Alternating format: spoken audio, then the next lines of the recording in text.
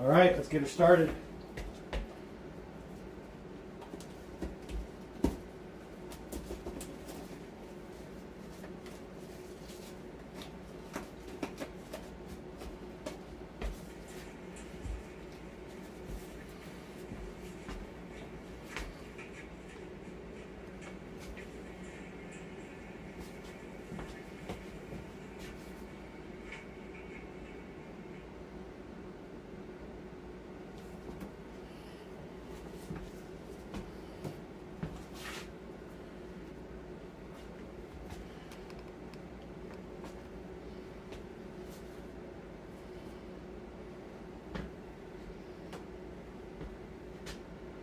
How's it going, y'all?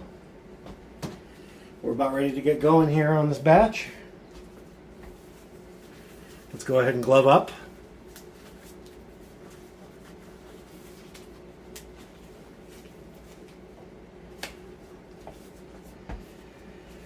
Doing a fresh frozen batch tonight. So, got all our protective equipment on. Try and keep as many of our hairs and such out of the batch as we can.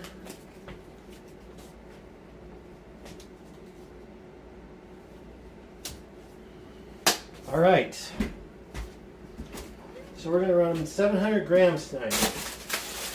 Here I got some ice that I'm going to chill my water with.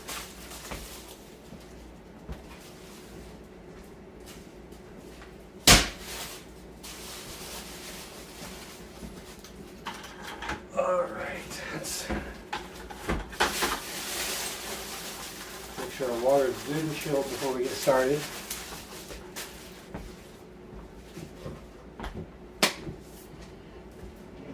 Let's grab ourselves a nice stirring implement.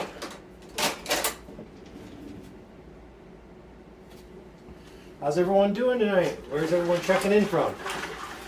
So we're going to take our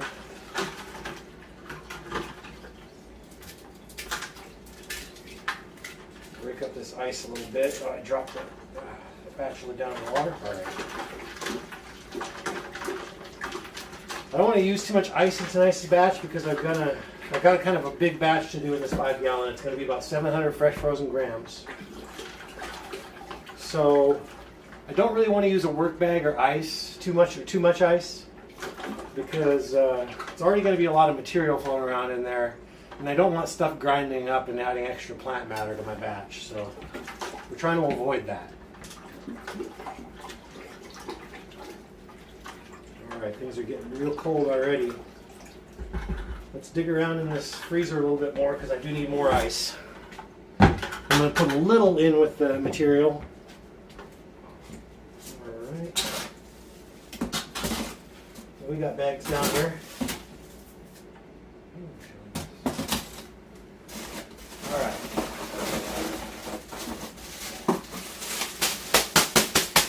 Alright, it's already broken up.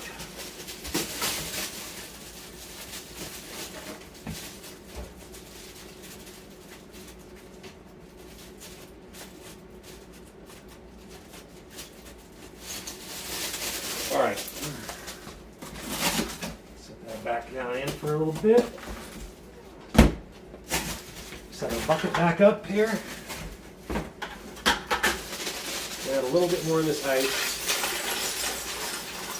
Alright. I started with about a half a bucket of water. That's about where I like to start for my 5 gallon machine here.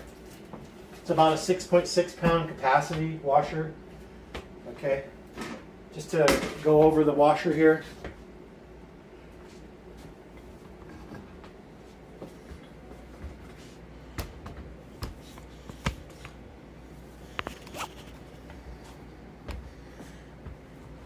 This is the washer that I sell. I do have a few on hand. I don't have an unlimited amount, but if anyone is looking for a washer kit that comes complete with these drying boxes, basically everything you need except for a pack of bubble bags is included in that kit. So that's about $400, and it's on my website, fullmeltextractions.com. Same spelling as the channel. Just to let people know, this isn't a big thing where I'm trying to sell a bunch. Like I said, I really only have a few to sell as it is. So, but if anyone's looking for a good machine that's pretty retrofitted, got this nice smooth hose instead of the corrugated one, and then insulated tub, which is you'll see that's gonna help us tonight. This is gonna keep this water nice and cold for a good long time. So let's go ahead.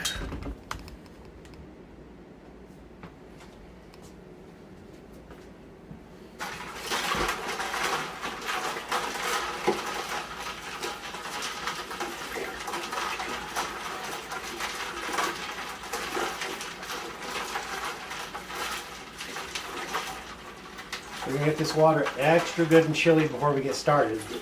But like I said earlier, I'm not wanting to add very much ice to this batch. I'm running 700 grams of fresh frozen, which is more than I tend to like to run. But I know this is not going to yield super heavy, and so I kind of wanted to do a big batch. So I get a nice yield to, be able to pull out of there. If I did a batch of the north size, I normally like to do like 350, 450. I just wouldn't be pulling much per wash. I don't know how much I'll be pulling as is, but I'll definitely do better with 700 than with 350. So we're going to feel the water here.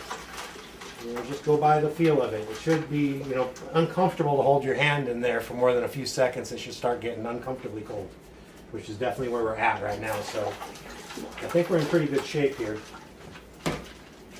Okay.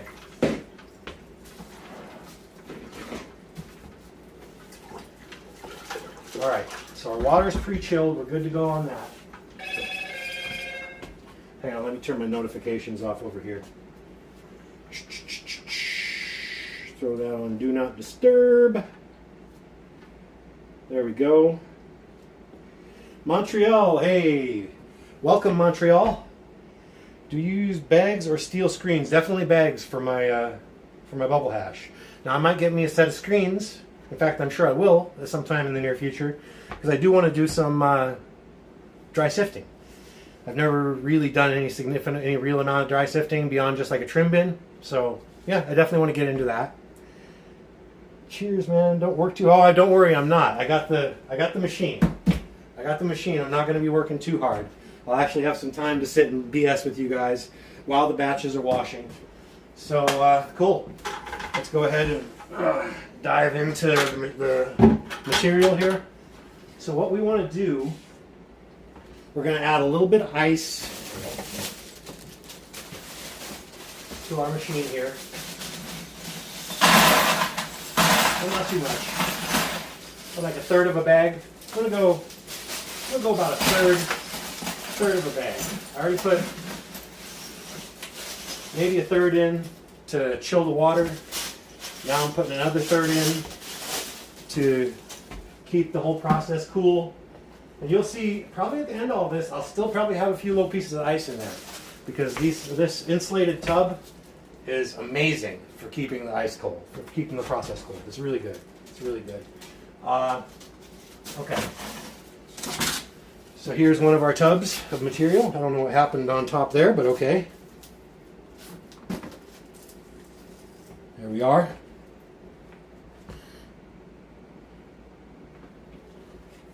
Okay. And between this and this, we're rocking about 700 grams. Oh, just dropped a little, that's okay. 700 grams of jelly sickle number 2, greenhouse genetics. Okay. All right. So, let's go ahead and load up the machine.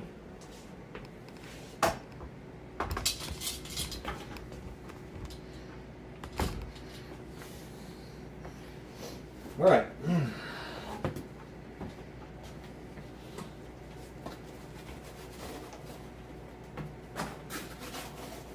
Nice cold, frozen, hard frozen material. I like to use these Rubbermaid totes because I feel like stuff gets frozen harder in a plastic container. So you definitely want to be careful. You could try and like pour this in more so, but I would likely drop a little, and I don't want to really do that. So we're just gonna take it easy, not go too crazy here. And then once I'm done getting all this out, and I've poured the other material in, which again, we're working with about 700 grams now. Now that we get down to this much, I think we can pretty safely do that. Okay.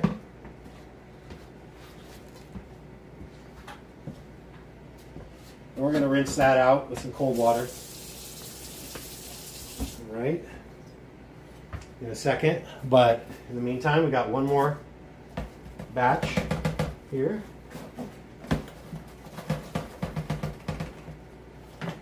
Okay.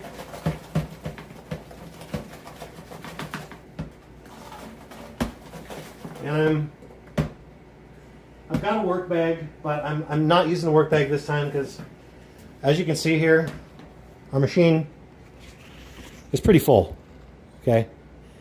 So, overpacked with the work bag, you just don't get good agitation, and your material, the trichomes just don't separate out that good when you're really full on a work bag. And this would fill the work bag too full. It really would. Okay. All right. So let's go ahead. I'm going to rinse these out real quick with just some cool water.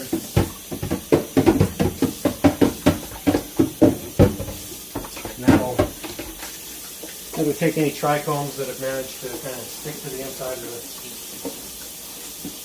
containers here, and we'll get them in the machine. Same thing with this one. Just a quick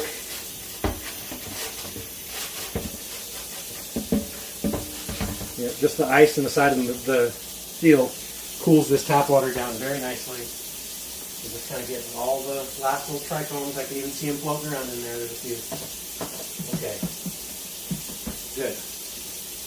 All right, so we've emptied our containers. Let's set those off to the side. Okay, now we got our pre-chilled water. All right. I'm just going to give it one last little quick stir. Okay. So, now we're going to fill our machine up. I like to not go much more than 4 inches from the top here.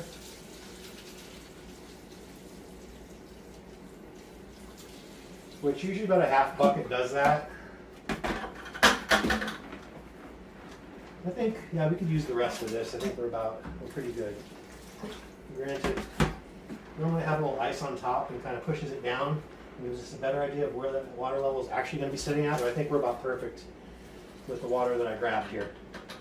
So let's use all of that.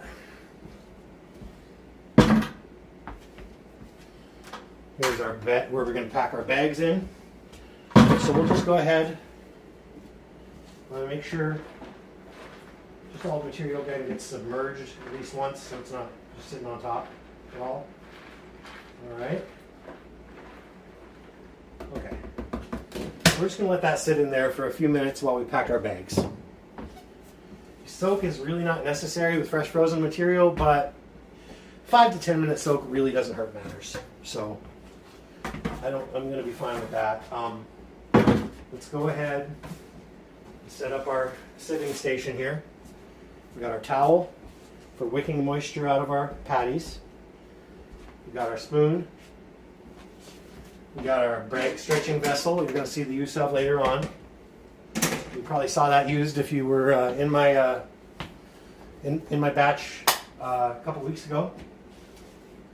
So we got our bags. Now,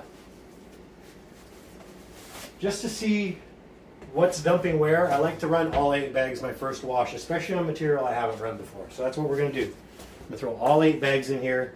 I likely will be pulling bags out the second wash, just because if we don't get a significant amount in each bag, then I feel like it's kind of better sometimes to run some bags together and get more of a full or at least a partial spectrum product to where you can have larger patties that you're working with at one time. It makes life a little bit easier for sieving and such. So All right, we got our 25 bag. Let's go ahead and, there we go.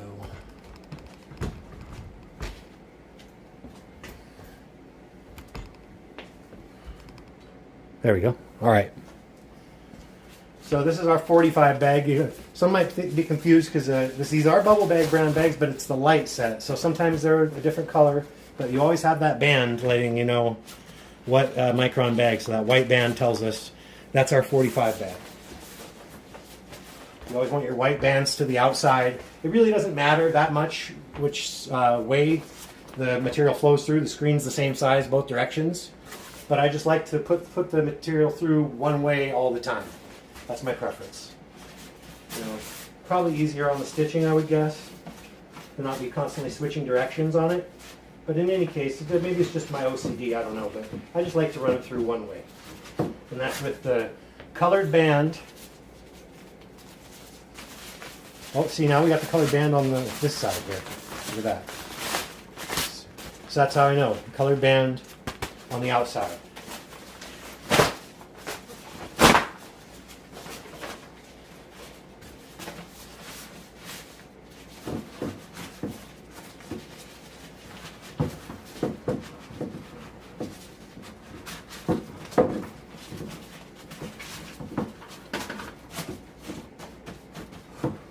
Alright, now we got our 90, again, colored band on the outside, there's the black, so we know that's the right way out.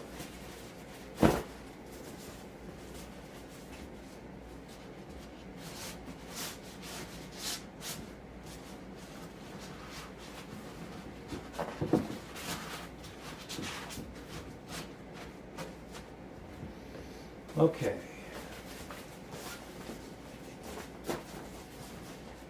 And I'm going to go ahead actually real quick before I put this next bag in. Now this looks like a red colored band. And it kind of, you can see the stitching is more orange. And it's not pure red like that. But yeah, they got the kind of the wrong color of orange there. It's really more of a little bit of a dark orange. But in any case, the color doesn't matter. What I like about bubble brand bags is quality screens, quality material. It's not going to slough off and have plastic in your hash. You know you're getting a good bag that is going to do a good job. So, you know, if the set is less than perfect in some way, especially if it's just cosmetic, and I've got the value set, I've got the lights here. It's not like I paid $400 for these. You know, I only paid about $150, $160 for these. They're a little more now, but all right. So we got the 160 now. Now let's go plug in the machine. Be right back with you here.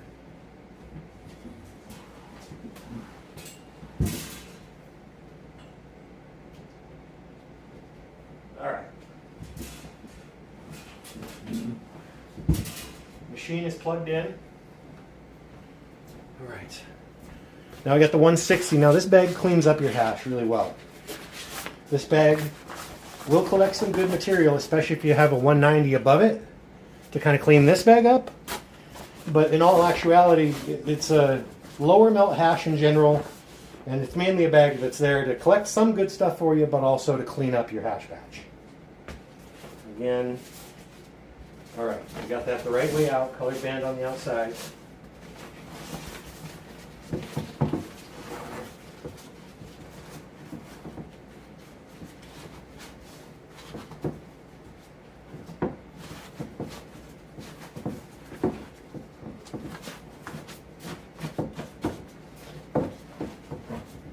All right, second to last bag, we got our 190. Now, this will really never collect anything worth saving unless you're really miserly, even more miserly than me, which is pretty miserly.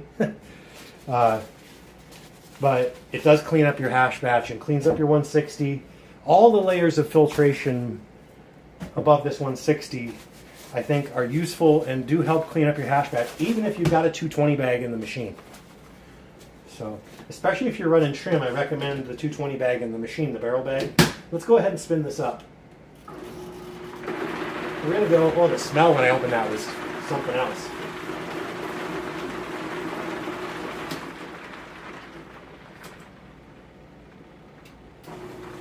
Okay. Now, Oh, wait. We were almost about to skip our 160, weren't we? Or 190, I think. All right. Let's get that in there.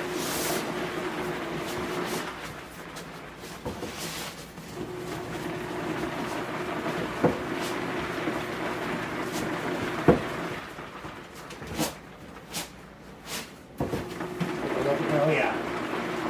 Immersing really... Oh, it smells so good. Immersing really nicely, too.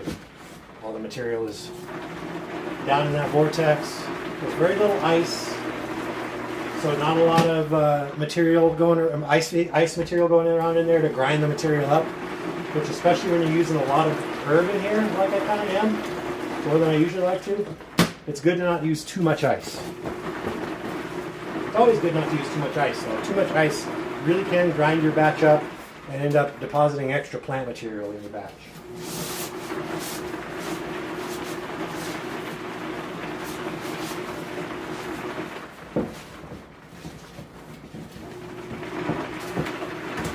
This last bag is a bit tighter than the others because it kind of holds all the other bags in place. Especially on the first wash before it gets wet, it kind of goes on real tight.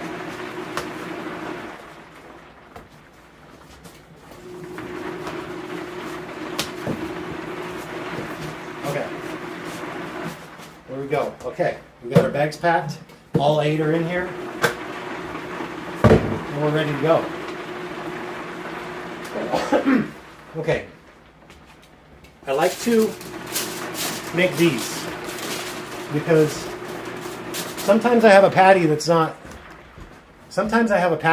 big enough to fill an entire box. A lot of times I do. Because I'm a small grower, I don't produce very much. So sometimes it doesn't fill up a box. So what do? Well, the first bit that I sieve in, I don't really need anything to protect the box, but let's say I sieved this half of the box, but now I don't want to get the next patty into that. So now, how's that look?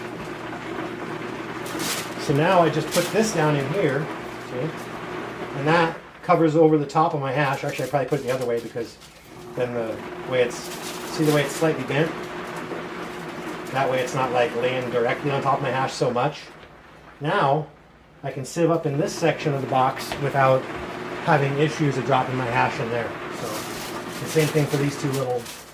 So I can now just cover any bit that I want and leave any bit open that I want, and that helps me to sieve more accurately where I want it to be. Okay.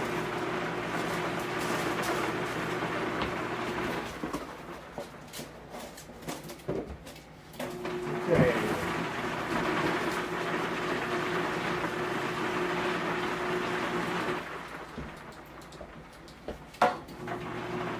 Oh yeah, definitely seen some hash in that hose.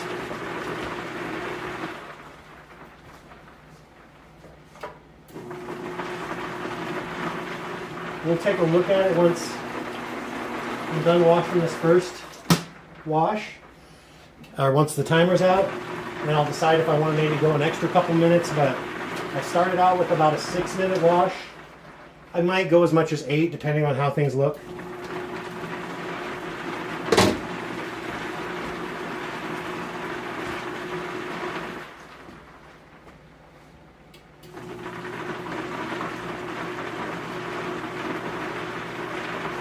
But yeah, let me know if anyone's got any questions or comments or whatever. Feel free to put them on the chat here. And when the machine's running, as opposed to last time I was washing by hand, so I pretty much had my hands full the whole time. But when the machine's running, I can answer you guys' questions. But yeah, as for now, we got about almost 3 minutes left on this first wash. And I'm kind of thinking we're just going to call this first wash good at 6 minutes and see what we get.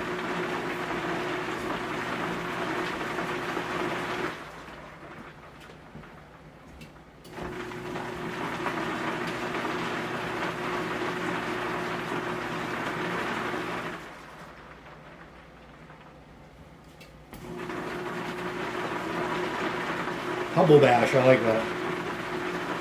How much went in the washer? 700 grams of fresh frozen material. So a whole plant.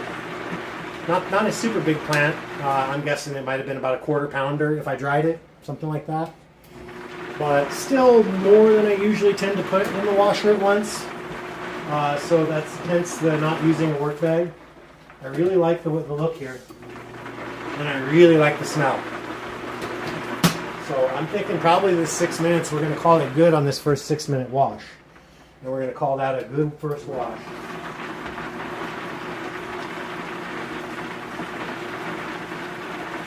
Am I using a freeze dryer? No, I'm not using a freeze dryer. We will be wet sitting freshly into these cardboard drying boxes. Those are going to go in my hall closet at about 60 degrees, about 40% relative humidity. So all we need for this method is our towel, our pressing screen, our sieves, our spoon, and I like to use my bag stretching vessel. You'll see how that works if you haven't before.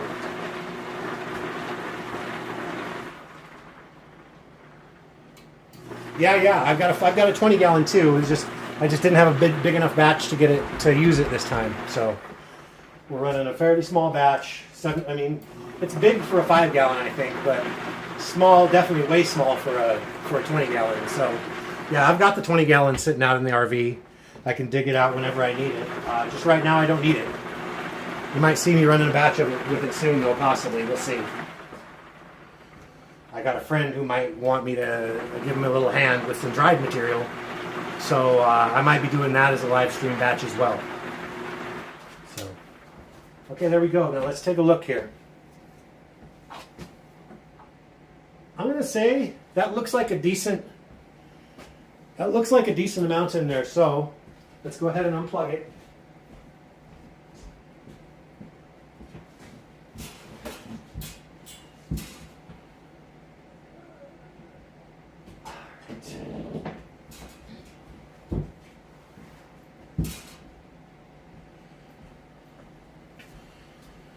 Okay, now that it's unplugged, we can move it over here. I like to give it just a minute or two. You know, a minute and a half, 2 minutes about is what I kind of go. I don't really time it. I just kind of give it a minute or two for everything to kind of settle. All my cannabis is floating on top with what little ice is in here, which isn't much. Oh man, the smell coming out of there. I'm excited for this resin. I am excited for this resin. I'm going to tell you that right now.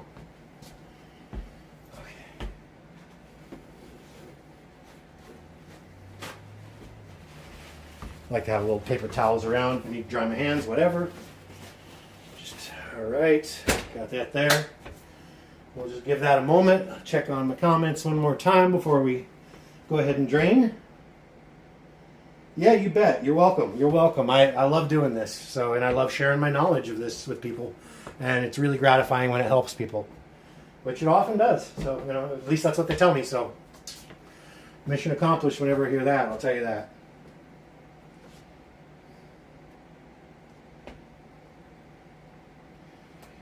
Okay. So we're just about 2 minutes into the waiting period here. Not quite. Let's give it just a few more seconds. And we're going to go ahead and we're going to drain this first wash down through our bags. And we will start collecting. Okay, hang on. We can move my light out of the way so I can access my garbage can here when I need it. Okay.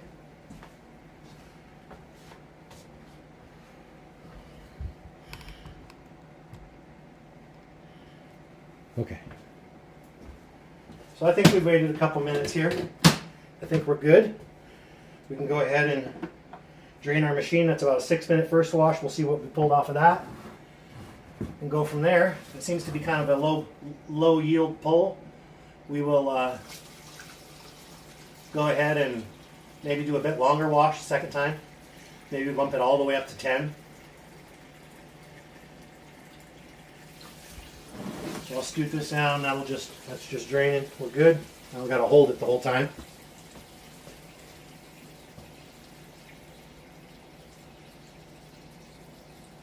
Oh, definitely, yeah. Foxtails don't stop you at all.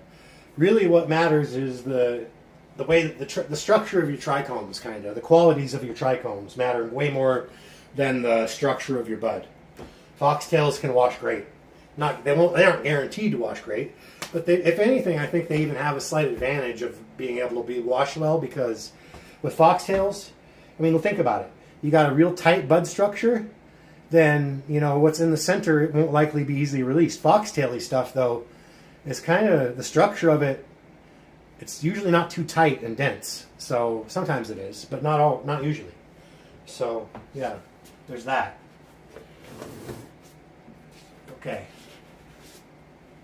Let's go ahead and there we go. All right, let's pull bags. We got a good. Here, I just want to make sure we got a good view of what we're doing. Actually, what we're going to get a good view of, hang on, right here.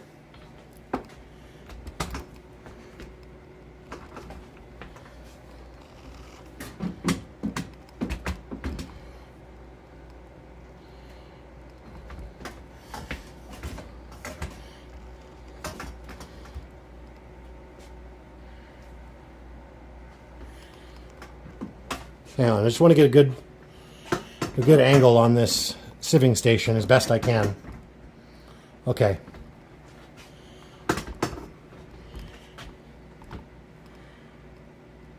Okay, let's call that. Let's call that good. Okay. All right, let's pull our 220. This is just going to be plant matter in here. Nothing much of anything. Most of the bud is floating on top, but really, like, the little bit that's in here, I can just throw it back. All right. And I'll just rinse out in the sink here whatever's left over.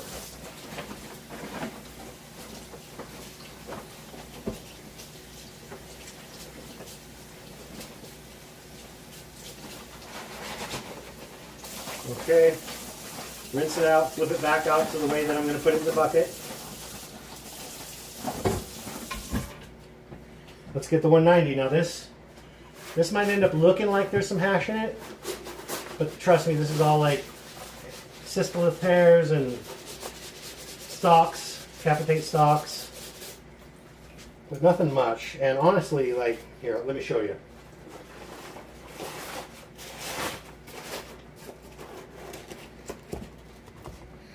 See that? It looks like hash. Looks like it'd be something good, but honestly, trust me. I've tried to keep it so many times, thinking, oh, that looks half decent, and it never is. It really never is worth. The juice just isn't worth the squeeze on this bag for the most part. Okay, we're going to flip it back right side out again. Move on to the next bag. Okay, now this is where we can start pulling some hash. Right here.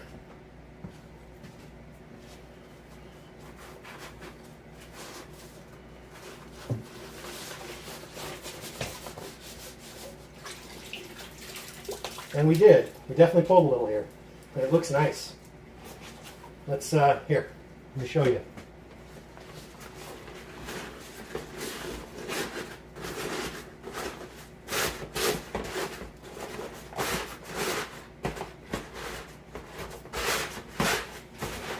Now see what the bag stretching vessel does here? It kind of pulls the water out of the patty. It creates sort of a suction effect. Okay.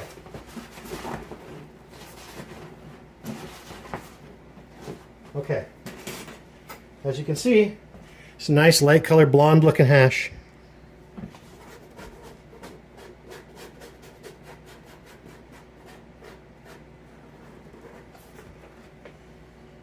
It's not much, but at the end, when I combine all my 160, I'm going to be able to make some live rosin out of it that's decent. And, I like to keep all my melt as melt. So whatever little bit I can get that I can make into live rosin, that's pretty clean, but as good as that looks, I'm tempted just to wash it down into the 120. I think I will. honestly. I don't see any green. I don't see any plant matter. I'm just going to rinse what little there is down into that 120.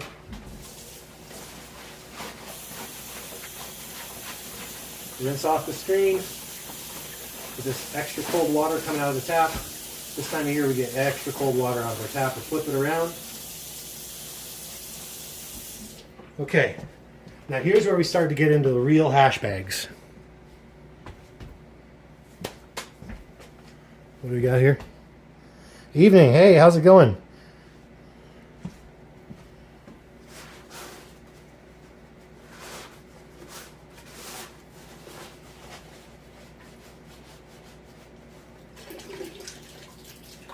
Okay, so, you know, it's not nothing. It's more than we got out of the 160, I think. But not much more if it is. But it's a nice color. It's a little more. It's a little bit more. But not by much.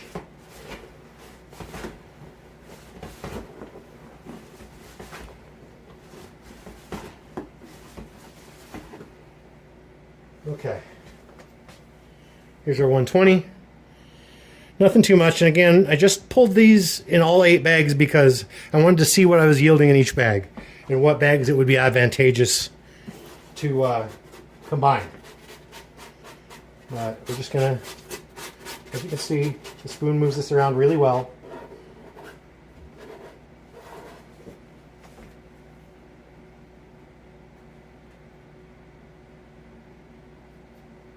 Okay.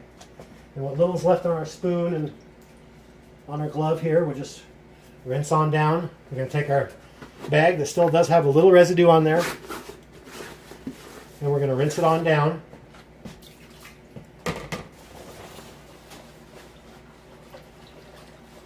There we go. Rinse that screen clean. I don't think I'll be including the 120 next time.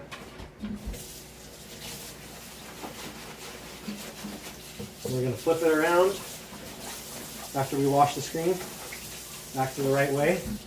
Okay, now let's grab our 90. This is where you really hope to start yielding it. Oh, this is holding some water, guys. This is holding some water. So there's definitely some hash in this 90 bag, and I'm loving the feel of that hash blocking the screen. Oh yeah, we got a nice few gram patty here, I would guess, just from first glance. And I kind of just like to give it the bag a little shake until it starts looking more like a more solid patty down there. We're gonna put it around the vessel. Oh yeah, we got a nice pull on this first 90 wash. We're probably gonna go ahead and just leave the 120 out next about wash, but we'll probably leave at least the 90 and the 73, and especially if the 73 pulls similarly to this. But you can see here, we got a nice little patty here, way more than the first two. Our temperature, let's check our lab temp. I'm going to grab my IR thermometer and point it at the ground here. We're at 54 degrees, guys. This is a pretty good lab temp. Could be better, but could be far worse. So we got a nice lab temp. It's much better than the 60 we were dealing with last batch. So, I can smell a skunk and it ain't this weed. There's probably one wandering outside. I wish it was this weed. I love skunky stuff. Yeah, boy.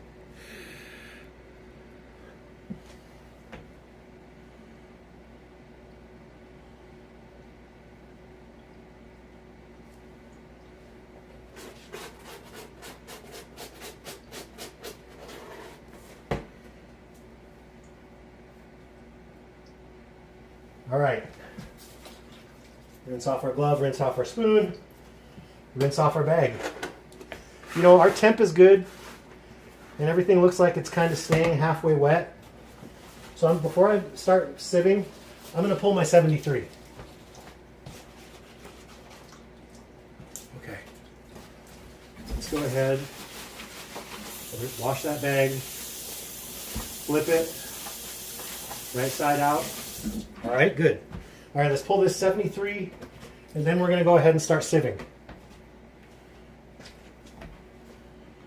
So let's move these over just a smidge.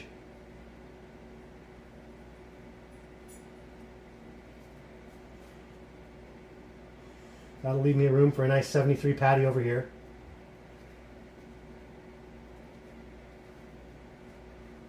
Okay. I'm going to rinse the little bit I got on my spoon and my glove down, back down in 73. Okay.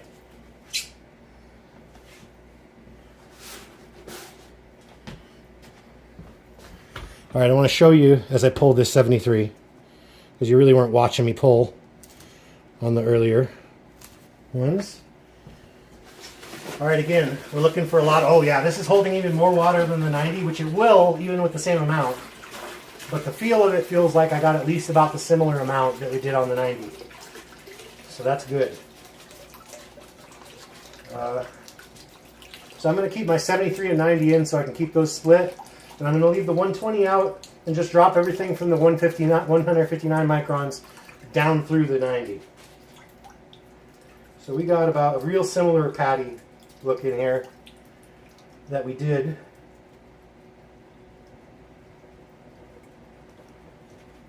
And I just like to give it a couple little shakes until the patty's kind of solid. It looks kind of solid. It's all solidifying up a little bit. Turn it into a blob instead of a puddle. Okay. Now let's hang on.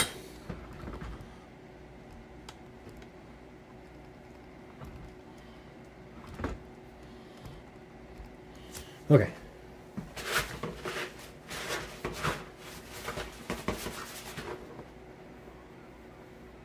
And I mean, I'm working with bubble bags from Fresh Eddies, so I'm not saying necessarily this bag stretching vessel is a good idea.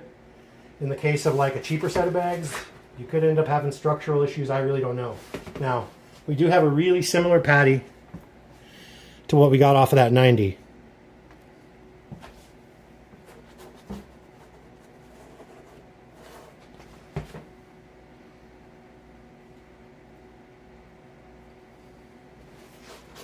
Okay.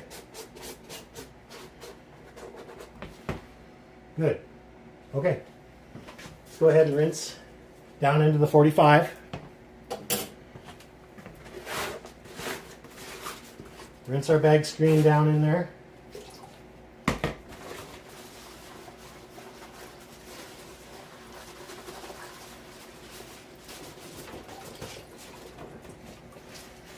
Clean things up here.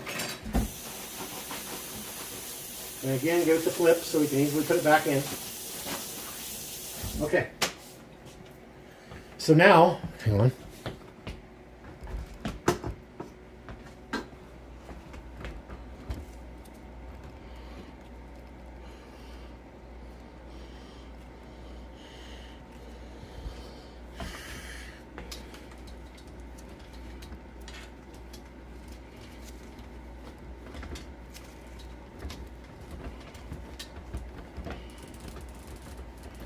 I'm going to try and get a little higher angle at this, maybe. See if that helps. Hopefully I'm getting a good angle for this. I have a hard time with my camera angles a bit, but okay. Let's go ahead and do our sieving.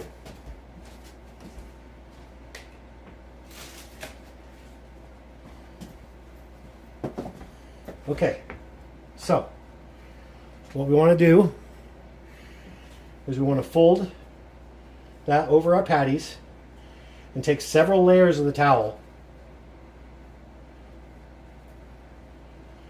and just give it a light press. We're not pressing too hard. We're not putting all our weight by any means. Just give it a nice little press. Now we're going to move it to a different spot on the towel. See how that got wet there? Another nice little press.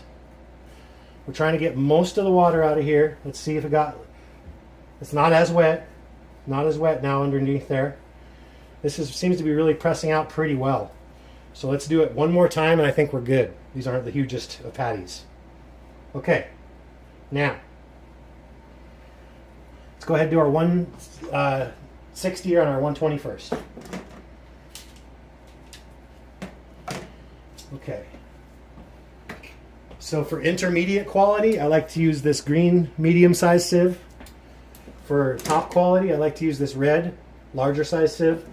And for like a really lower quality that's starting to get green or something, we're going to bust out this little orange sieve. But for right now, we're going to go with this.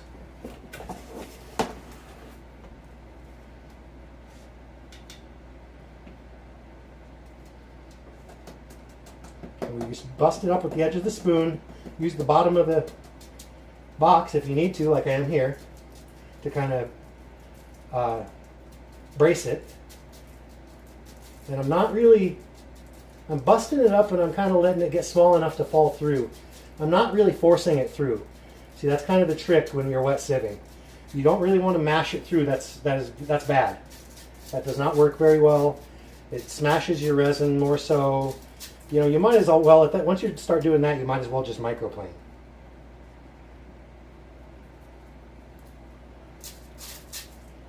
Okay, now that we got down to the last little bit. Okay, and as you can see on the sieve, it's really clean. Nothing much on there. Okay, so now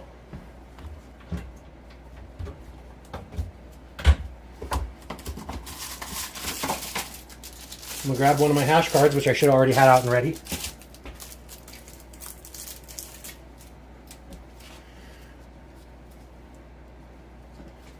And I'm just going to kind of, oh, hold up.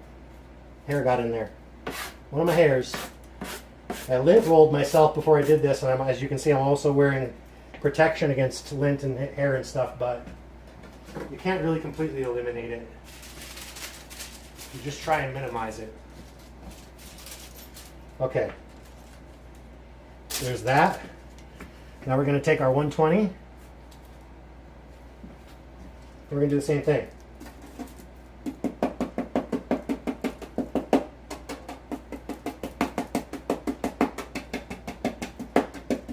And I'm using, it did already start to self-press on me. I got to be careful about that. Even at this nice slab temperature that's pretty good, you do have to worry about your material self-pressing on you. But if you're just patient, as long as it hasn't self-pressed too bad, and you use the bottom of the box to kind of brace against, you can get it down to the sizes that you want to kind of let it start coming through the sieve. Now it'll break up more so easily. Okay, as for these, I'm thinking I probably should have gotten on this a little quicker, like after my first couple patties, but I know that now for next wash. Okay, so as you can see, not really a problem at this point. I haven't had a problem yet. And we got nice blonde coloration in here. All right.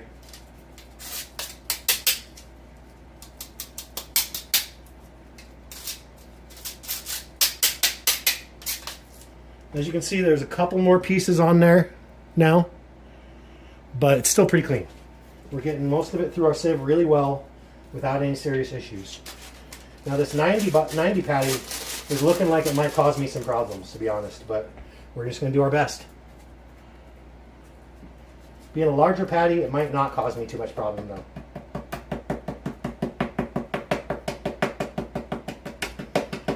But just, you know, don't panic if it's a little bit hard to get busted up. Just take your time.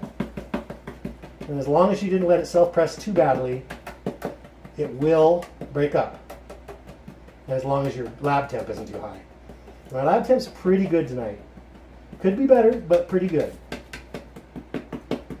I will say next wash, I am going to be only pulling a patty or two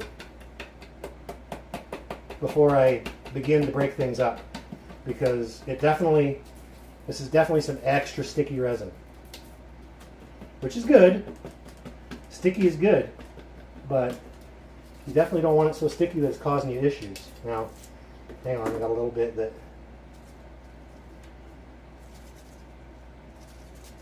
There. Fortunately, like I said, lab temps are decent. So as long as we just are careful here and we don't go crazy trying to back on it too hard, because that can knock some of your hash out of the sieve, as you saw just happened a little bit ago. But what we have here is some hash that's sieving pretty nicely. And this other patty looks like it hasn't really self-pressed too bad yet. So that's good. We're just trying to real evenly cover the bottom of this box. But I really love the look of this hash. And the stickiness, you know, is a little hard to deal with, but that being the case, it being so sticky, that means we probably got some good melt.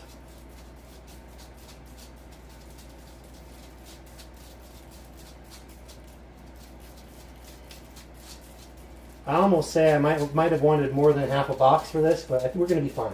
We're going to be just fine.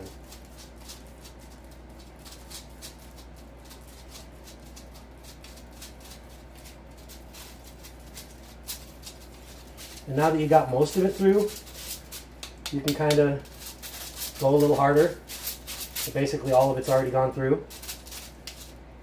Just to make sure. All right.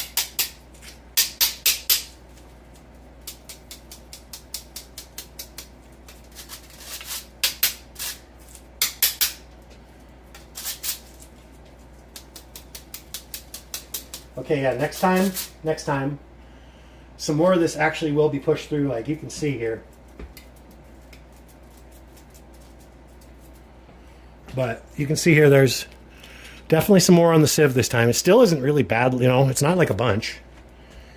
But, you know, there's a little more there. Okay, now we're going to pull those off. And now we got everything nicely divided here. We got our 160, 120, and 90. And I'll label that here in a moment. Right now I'm going to set it off to the side.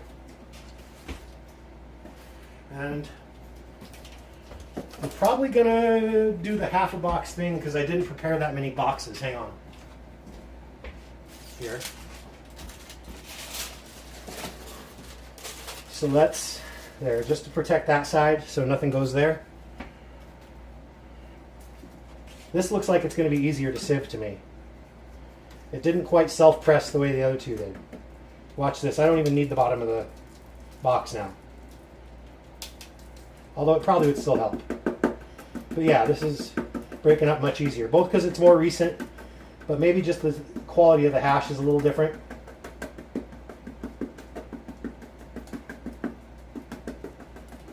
But we're busting it up into nice little small pieces that are already getting almost small enough to fall through the holes.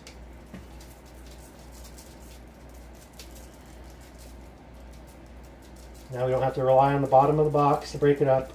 It's all pretty small and easily broken up at this point.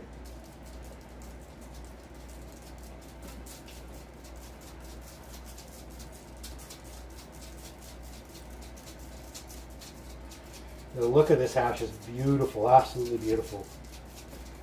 Just gold and beautiful. It's going to get a little darker, of course, once it dries, but absolutely beautiful. And I'm just kind of scooting it around. I'm trying to sort it through. I'm not trying to mash it through. You know? That's the trick to wet sieving. Once you start trying to mash it through, game over. Absolutely game over. Until you get down to this last little bit where now I can kind of do that bit.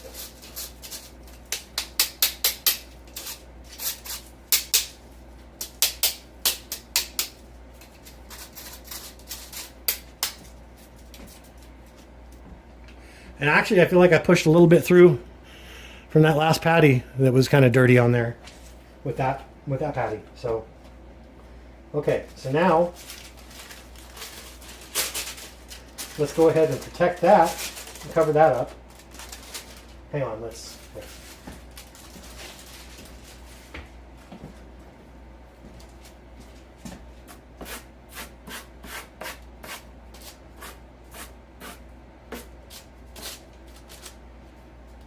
All right. So now we're going to cover this up because we're going to need to sift some more into this box pretty soon. We'll just kind of close that a little bit, set it off to the side here. Okay, let's pull our next bag. I guess I should have actually done those with this, but the quality was so similar.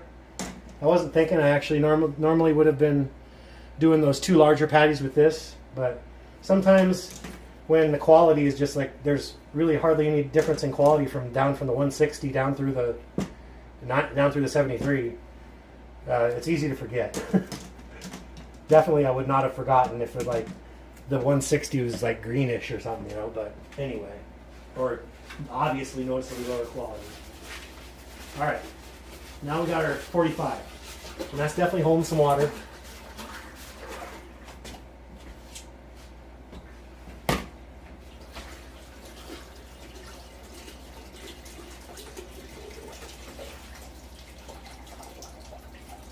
We got a decent little patty of 45. I'm going to say it's a little bit smaller than the last two, but still probably fairly respectable. Our 45 and our 25 should probably fill out this remaining box we just started. Okay. Let's go ahead and drop it down in. The smell off this stuff is just really sweet, but not sickly sweet in like a bad way. Like a super sweet sometimes can be almost slightly offensive, super sweet terps in my opinion, but that's not what we're experiencing here. And really for 45, that looks pretty darn good.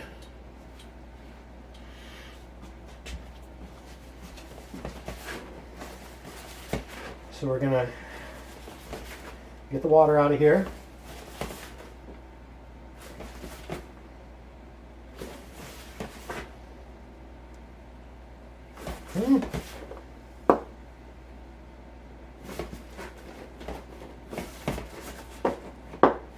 Okay.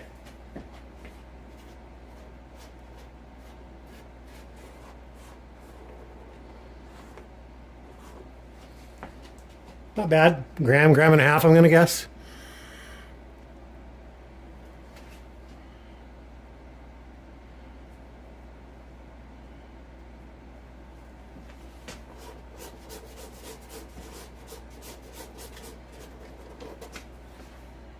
Okay.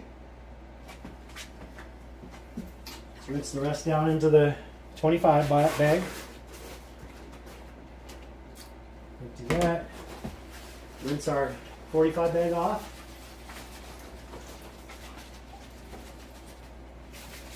Okay. Clean it, flip it. And I'll probably leave the 45 and the 25 out of the next washes until we get to the last one. Then I'll be pulling them again. All right, 25 tends to hold a lot of water here.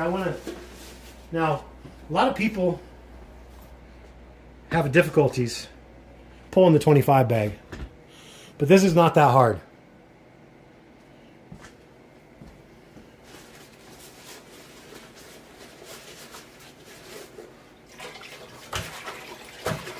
You were just lifting the hash up off the screen, and every time we do that, some more water comes out. See?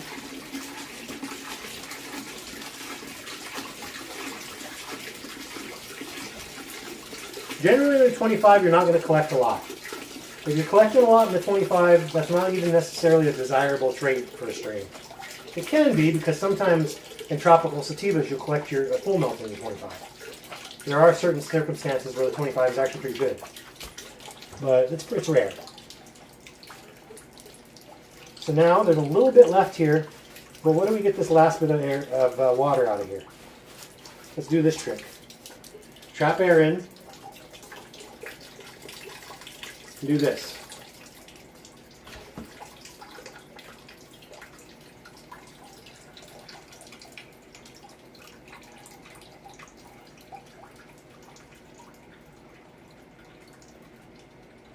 All right.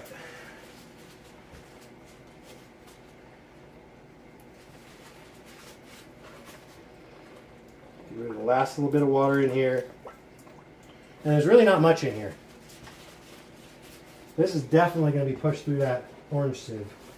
It's not very dark green or anything like that, though. I will say that. Really, we're still getting a nice blonde color.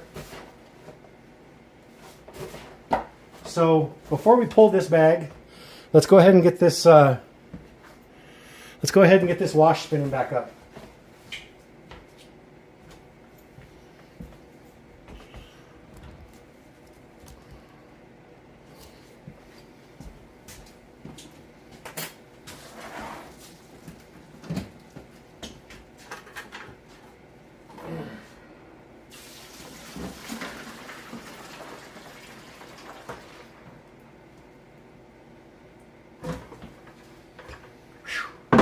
Love that smell. All right.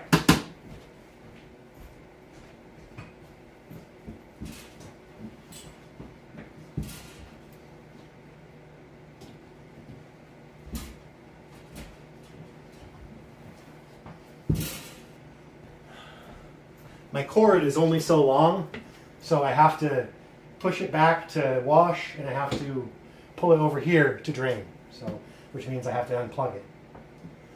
So we're going to go, let's go 6, 9, 12, 15. How about that? We're going to do 3-minute intervals. 9 minutes. All right, let's go.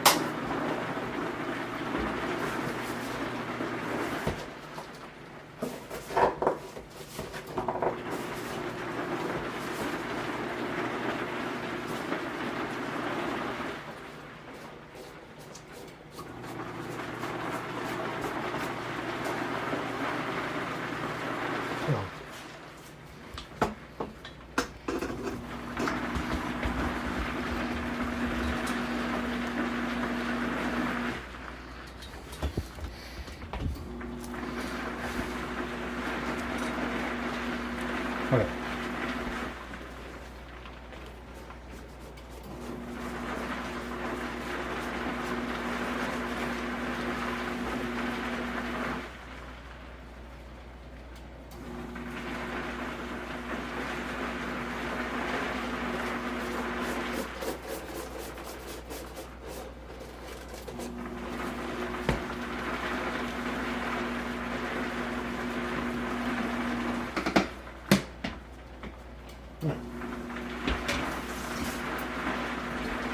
Okay.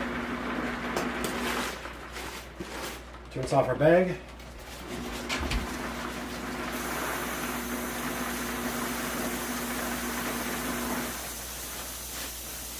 All right.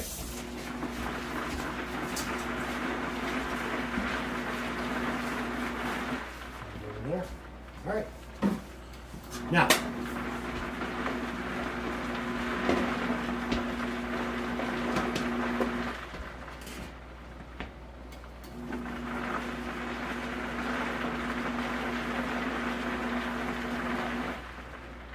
.25 I go a little harder on.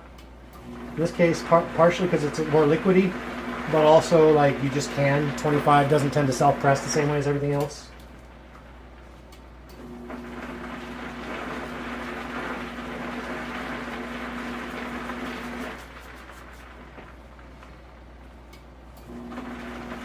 .25 and 45 here.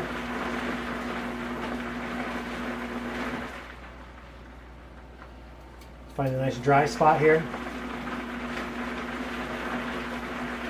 Harder on the 25, less on the 45. Okay, I think we're good.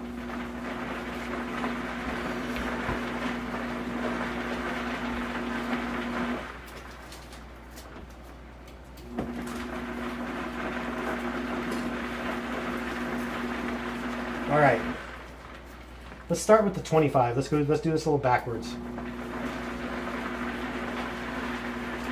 And I'm going to use this orange sieve for this. This is my lower quality sieve. And I do see just a tinge of green to that 25 micron, but not much.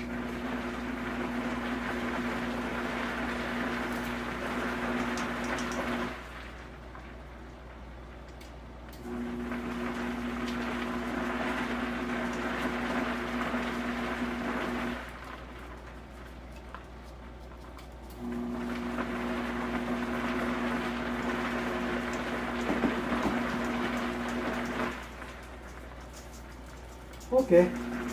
This is breaking up and sieving like a dream. Super easy.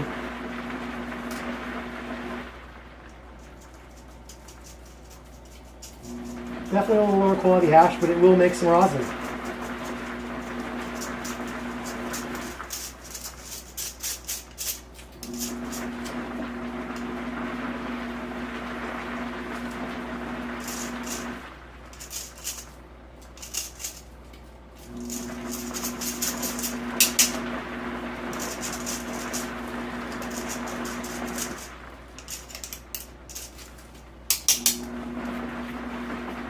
This looks like half decent quality for the 45. So what I'm going to do is, instead of using the orange sieve here, which is my lower quality sieve, I'm going to use the medium quality sieve. Or my green one.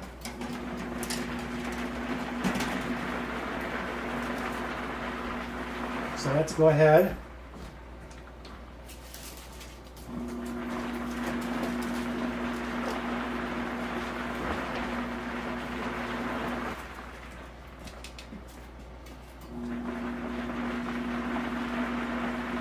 That's breaking apart nice and easy. Yet again, we got to that a little quicker, so you know it's just working well better for us, you know.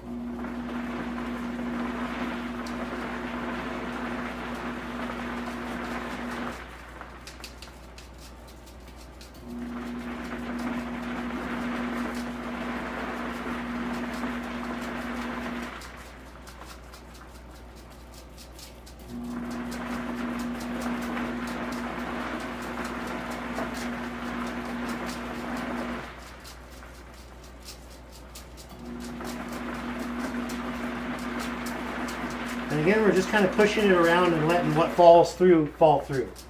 We're not forcing anything through. I kind of did force the 25 through, but that 25 is generally accepted. You can kind of manhandle 25 a little bit, and it really, you're okay, you know.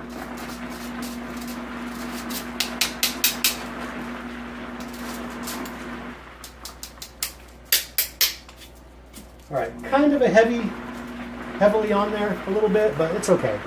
It's okay.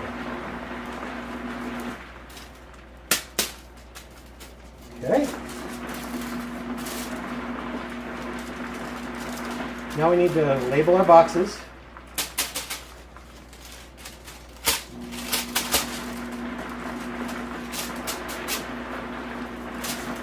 All right, now.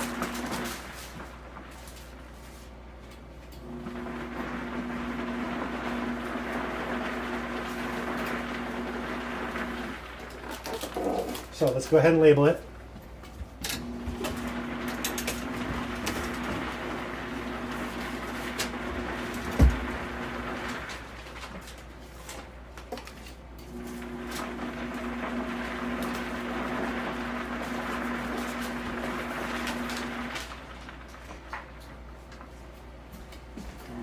So on the bottom, 73, 25, 45, FFWP, Jelly Sickle 2, Wash 1. I guess I could have put that all on the sticker, but whatever.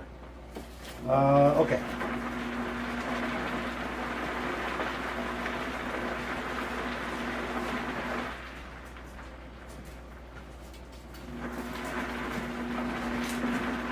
Now we got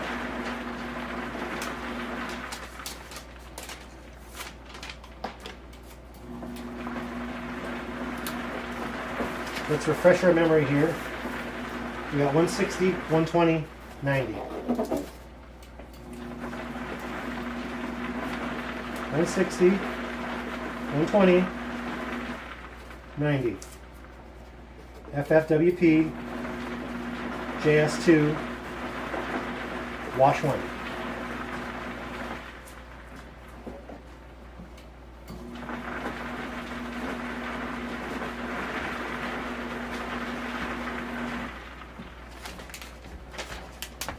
Okay, let's pack our bags.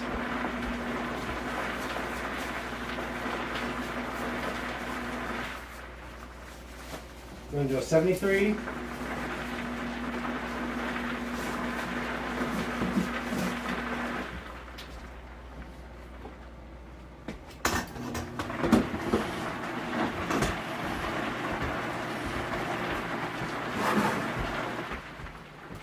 90.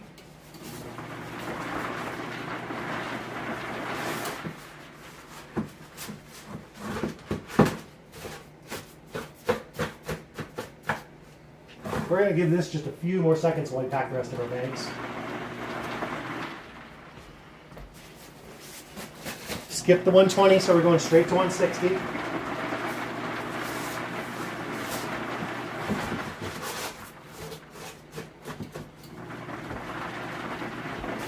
190. Again, keeping it clean with the 190. This isn't a collection bag per se, but it sure keeps your hash stats clean.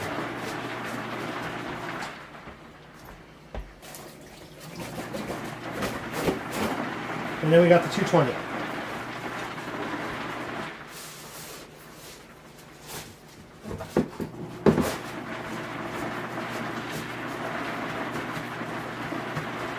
All right, good.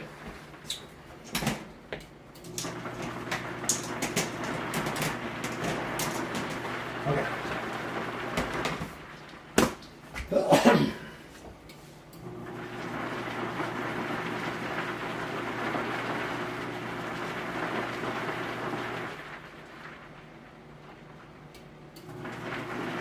Hey, Pro Bong. Hey, I really appreciate that. That means a lot to me. I'm glad that I could help you, Pro Bong, with all, a few tips.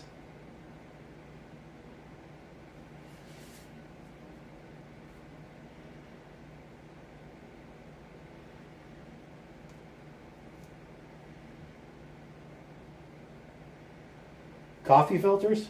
Okay. All right, I gotta unplug here.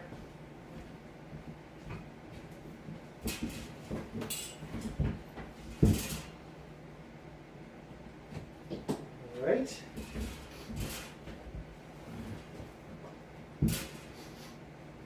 All right.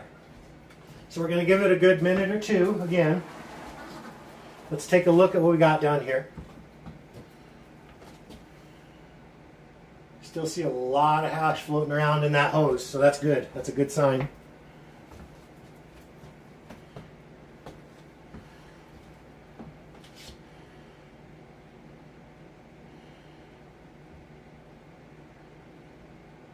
Coffee filters?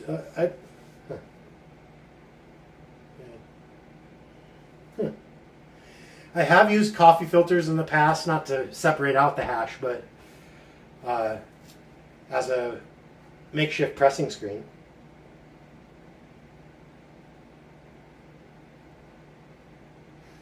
No bag in the washer, Brandon Clark. Because I'm running a lot. I like to use a bag actually a lot of the time, but I'm running kind of a lot in here for a bag, so I decided not to use the bag. It's just about 2 minutes here. Let's hang on. Oops.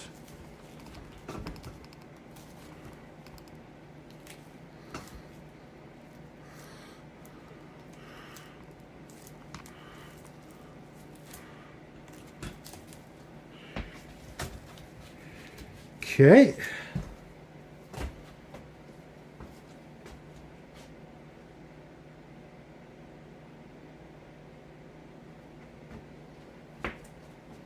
All right.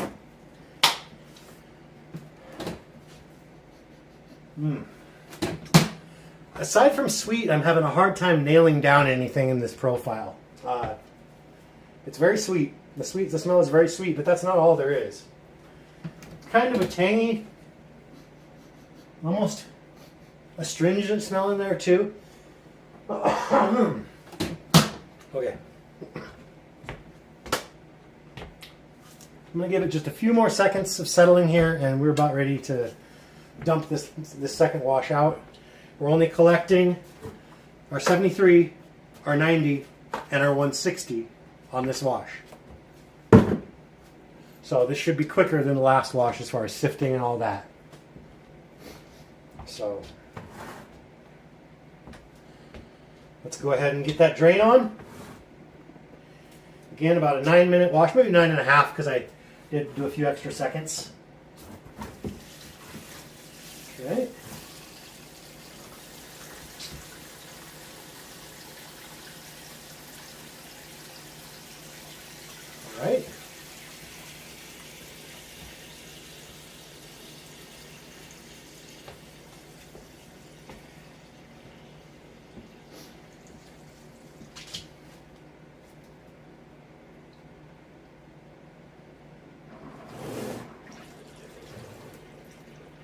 All right. Wash 2 is officially drained into the bucket, looks like. Give it a few more seconds here. There's just a few drops of water, honestly nothing much. But I like to let pretty much everything drain out, at least till you get down to the point of it basically dripping.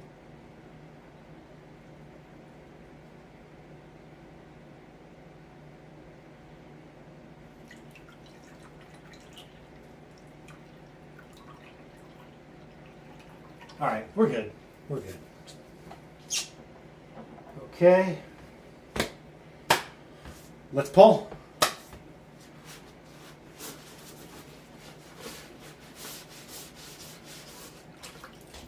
All right.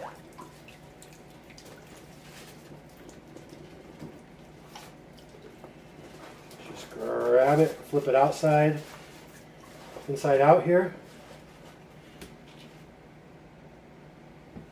And I'm just going to kind of dump what I can back down into the washer.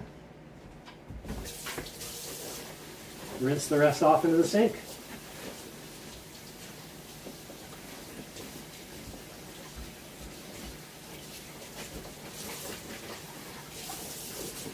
Flip it back the right way out.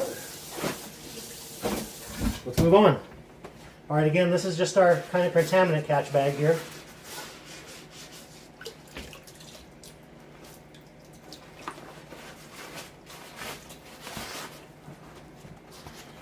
Nothing too much. It's actually kind of a good sign to get nothing too much in your 190, in my opinion.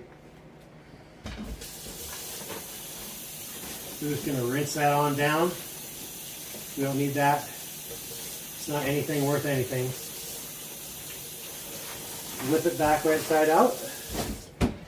Let's move on to the 160. And again, we're only collecting 3 bags this wash. 160. Ooh, look at this.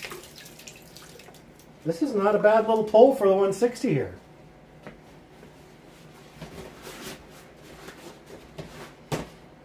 Okay. Let's hang on.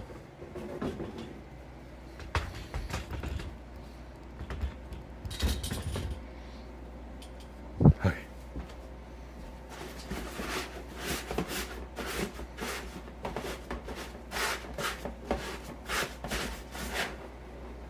We definitely got a little more 160 than the first wash, but not by much. Pretty similar, honestly. Maybe even about the same, I don't know. Maybe it was fooling me.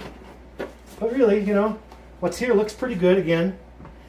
I'm not seeing a whole lot in the way of contaminant or particulate in that.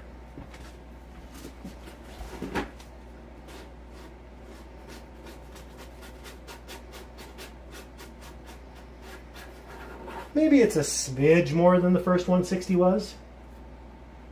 Maybe. I don't really want to wash this 160 down into the 90 though. In this case, so I'm just going to rinse it down the drain. I'm going to try and get everything I can onto the pressing screen, of course. Okay.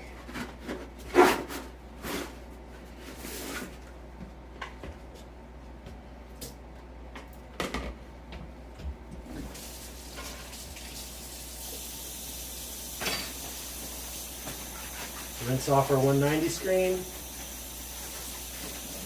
Give it the old flip right side out, and we're moving on. I'm going to try and find a drier spot on our towel. So what we're going to do here, do the old towel flip trick. Okay. Okay.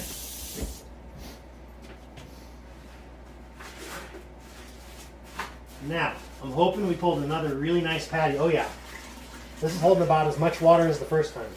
That's a good sign. That means we've probably got a similar patty. It feels like it drained a little faster though, so maybe a little less. I don't know. Still looks pretty respectable here, honestly.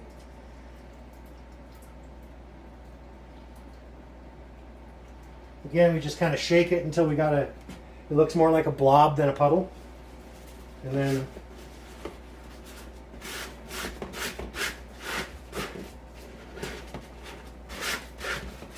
oh yeah, I'd say this might be a little more than we pulled the first 90 batch or 90 wash. It's definitely at least as much. Let's take a look at that.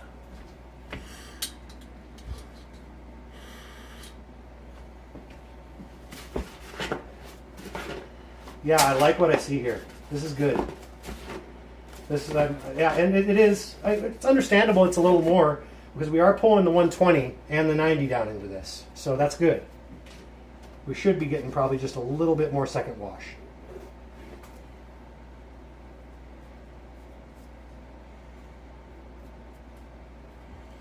Okay, being as we only have 3 bags to pull total this round,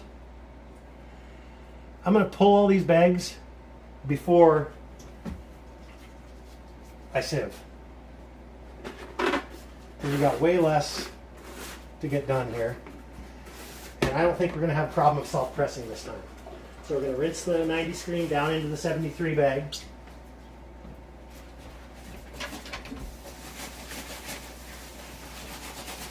Rinse it out in the sink. Flip it right side out. Okay. Now let's pull our 73. It's our last bag. And again, it's holding a similar amount of water. But this time I think we'll get a little less just because we're not pulling an extra bag down into it. And it isn't holding quite as much water as the first pull. So I'm going to suspect that we got a slightly smaller patty here to deal with.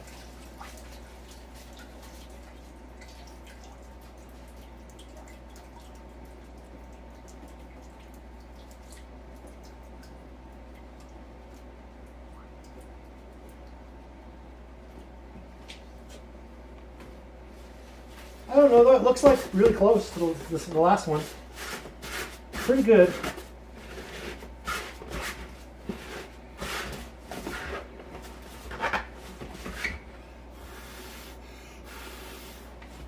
Yeah, it's a little less. I'm going to say it's really similar to the last patty, but just a little less.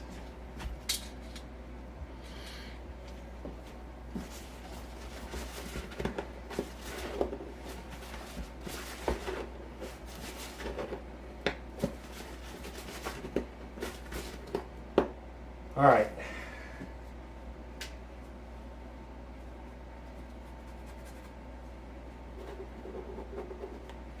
Yeah, pretty similar to the first 73.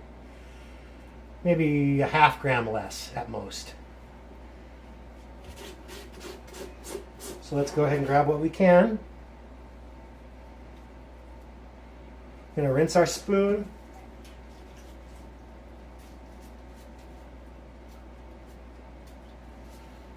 And our bag down into the bucket.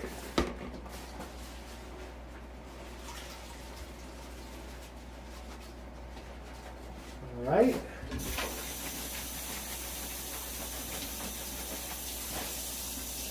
Okay. Flip it right back, right side out again.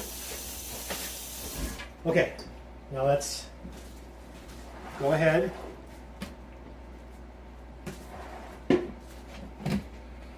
Pour our water, and let's look at this water. Oops. Nice gold color water. We're not getting any green leaching in right yet, or not any significant amount of it.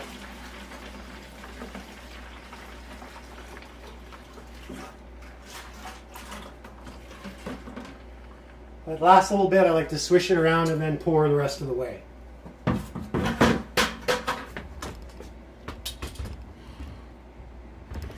Okay. We're going to go ahead and go a little above 12 minutes because it's going to take me a second to get this plugged in. Okay.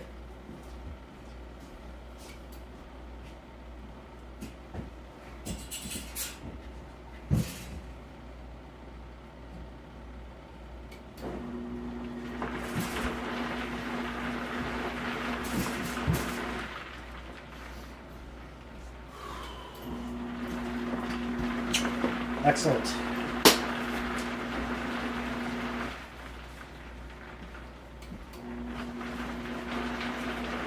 a couple pins out just in case. All right, let's roll. Now, it's time to sift. We got our 160. That's going to be this.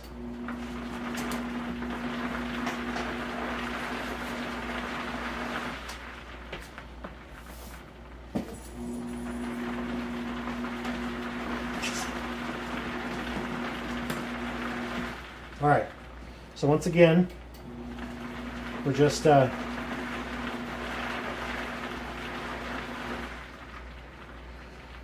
finding dry spots.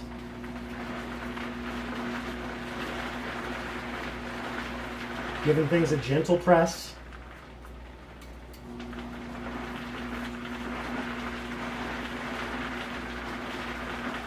Gentle press. All right, now, I think we're good now. Oh.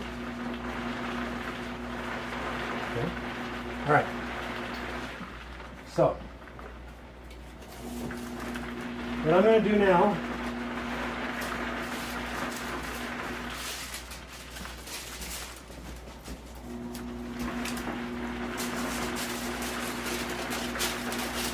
I'm going to go ahead and do this beforehand on this particular box.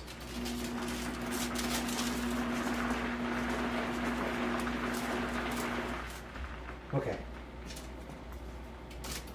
And we're going to do the 160 right here.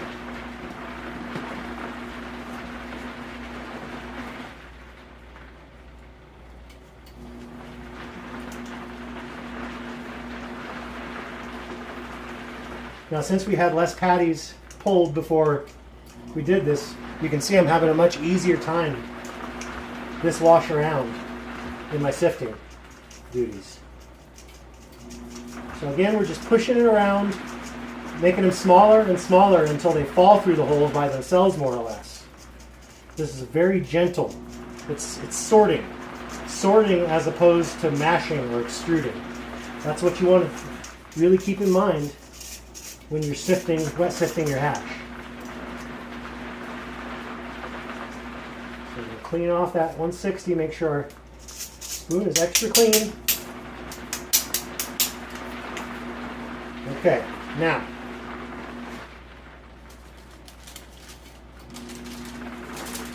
what we can do,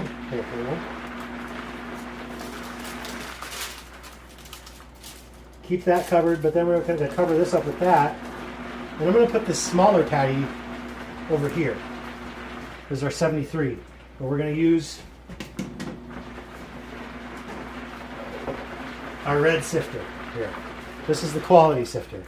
It's what I should have been using on the 73 and 90 last wash.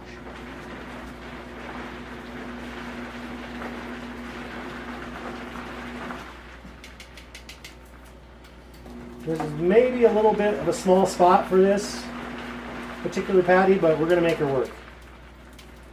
And once again, you can see life is so much easier when you get to sifting your patty a little faster.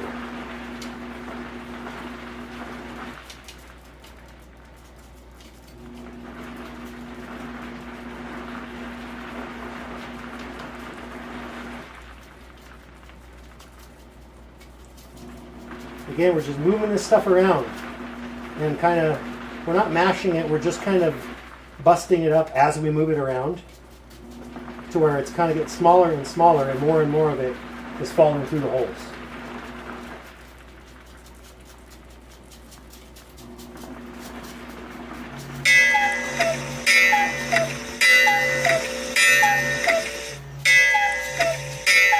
Hang on, I'll take care of that in a second.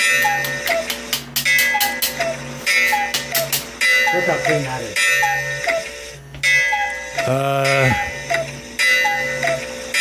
Hang on.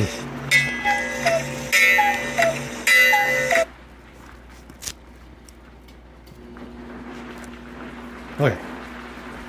Look at that. That's clean. That's sifted clean. Okay. Now.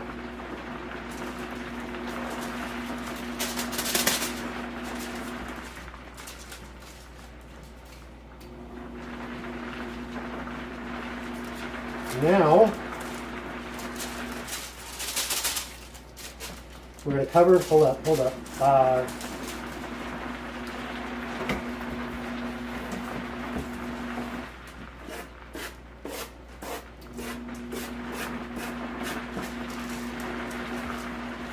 Okay. Now we're going to cover up the top of the box. We're going to sift down here. Here's our lovely little 90 patty. Not so little actually though, is it?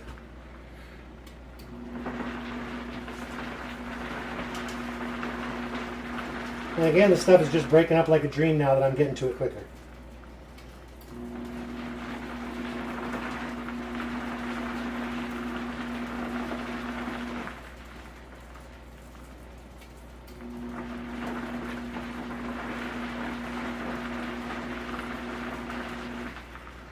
I will say this one, it's going to be helpful on this one for me to use the bottom a little bit. Just because it was starting to self-press a little, even in this nice low temp lab. So it doesn't, it's never going to hurt for you to just stick your sieve on the bottom and just break things up a little better if you need to. Super easy. For now, we'll just push it around and bust it up as we do it. And as we do that, more and more will fall through.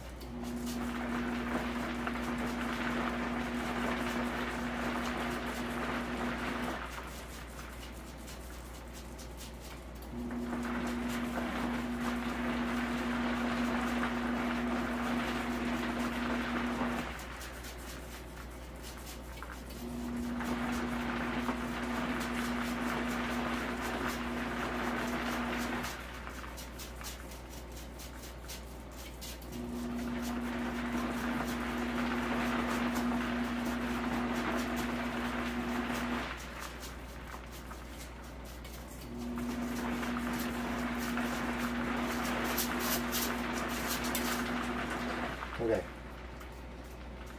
Just wipe this off with your finger as best you can. There's going to be some on the bottom too, or whatever, it really isn't.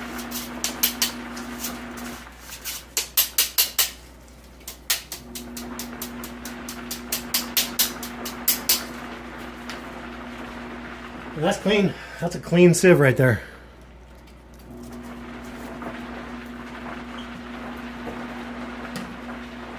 Okay, now let's grab our paper here. Trying to grab it without, hang on. Okay. That 90 just is beautiful, golden, I love it. Absolutely love it.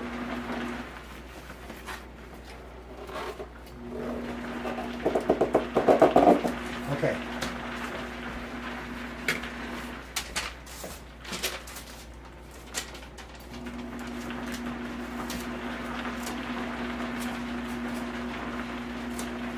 Hang on just a second.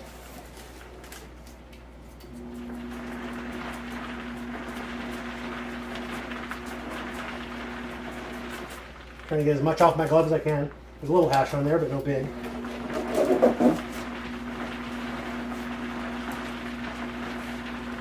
Got 90. We got 60.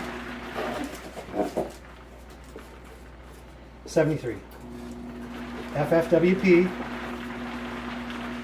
Jelly Sickle 2. Wash 2.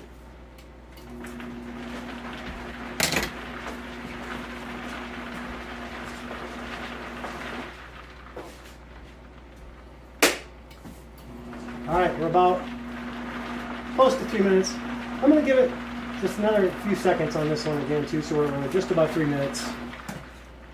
Okay. Let's pack our bags.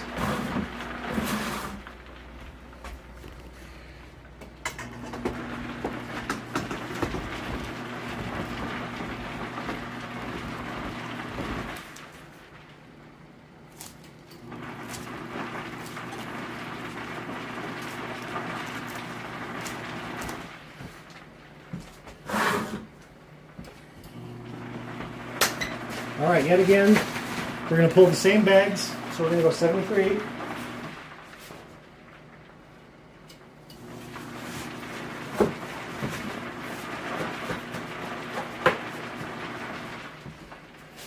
$90.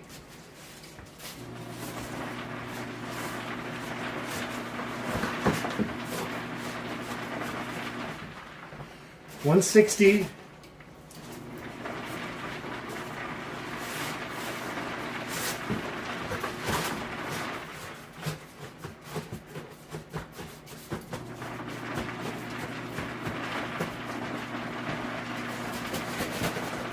$190.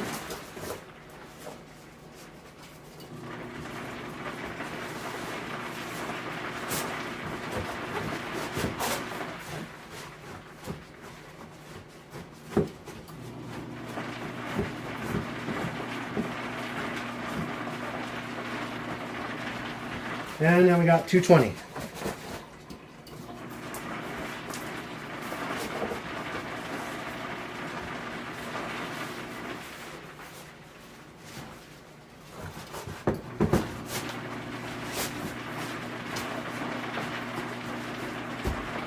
All right, here we are. Let's take a look on the chat.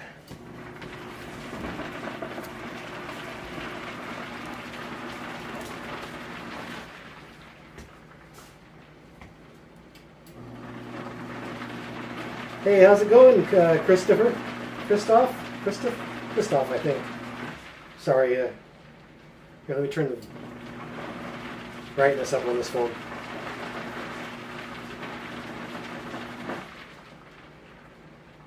Cuckoo, I know, yeah, right?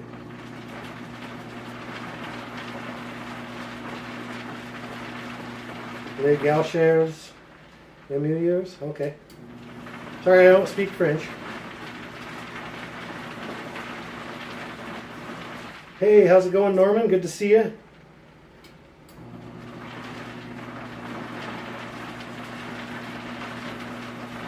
Coffee filters for rosin, yeah. Heck yeah. It works. Whatever works, man. That's my philosophy. Whatever works. All right, we're just about done with this wash. So it's just about time to collect. Let's set this aside here. All right, wash is done. Let's unplug.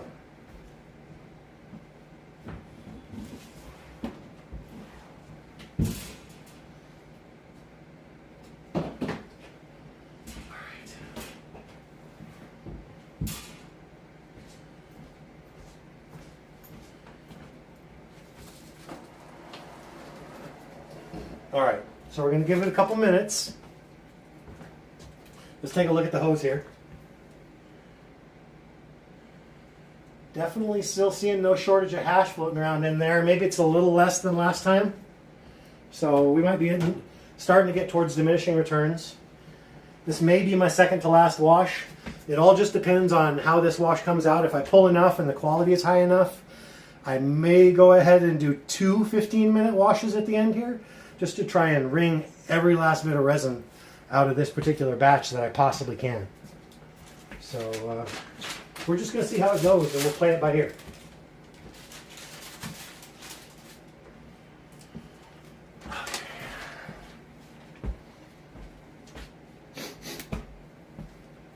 All right. Another minute or so-ish, whatever. We'll just give it a moment.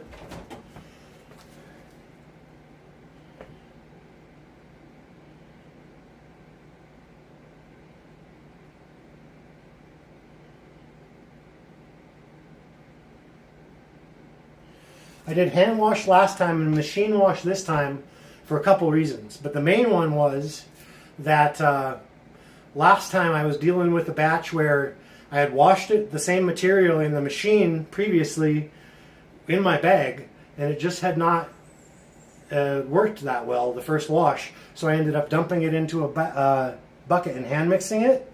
So when I went for the second batch of that particular material, I was like, you know what, I'm just going to hand mix this one from the get, because that worked really good last time, and it worked well that time too. It's a lot of work. Don't get me wrong, hand washing is a lot of work, but at the same time, I knew I was going to get a good result, so that's why I did that.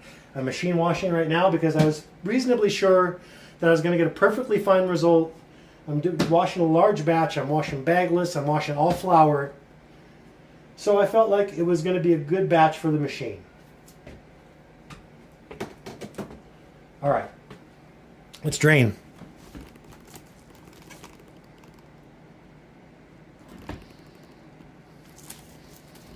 Okay. We've definitely waited a couple minutes now. I think we're ready to go ahead and drain wash 3. Covering over the hose.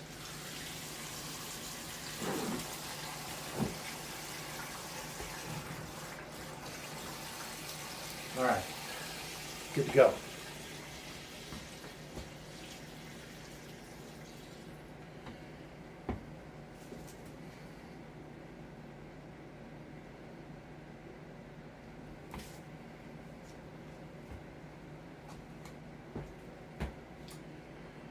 Whew. Okay.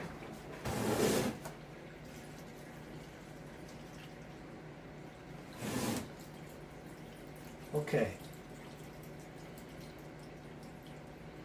The one thing about these smooth bore hoses is they are a bit stiffer and a little, especially when they get cold, they're pretty stiff. So one thing is they will kink easily. So that's why I'm working on a table that's not much taller. I can't work off this counter because if I put the hose down that far to drain into the bucket from there, the hose would kink on me and it would not be good. Okay. Let's pull bags.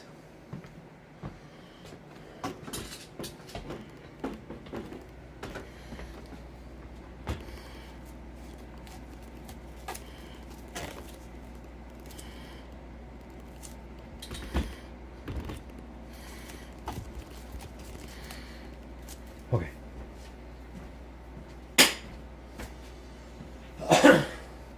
Let's go ahead, just to have more dry spots on the towel. Let's go ahead, hold on, and flip it.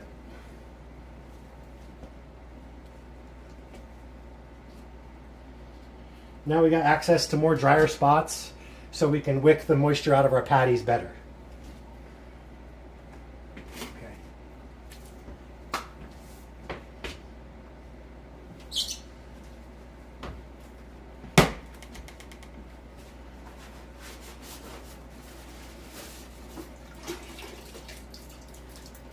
Once again, we got a little bit of flour that made it through the hose, but not much.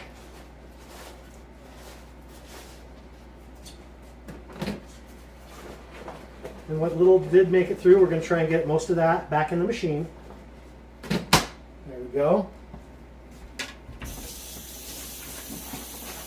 And rinse our bag clean. Turn it right side out after we get it clean, which takes a little longer each time, especially with the 220. Okay, there we go. That's pretty clean. Now we're going to flip it back right side out. Moving on to the 190.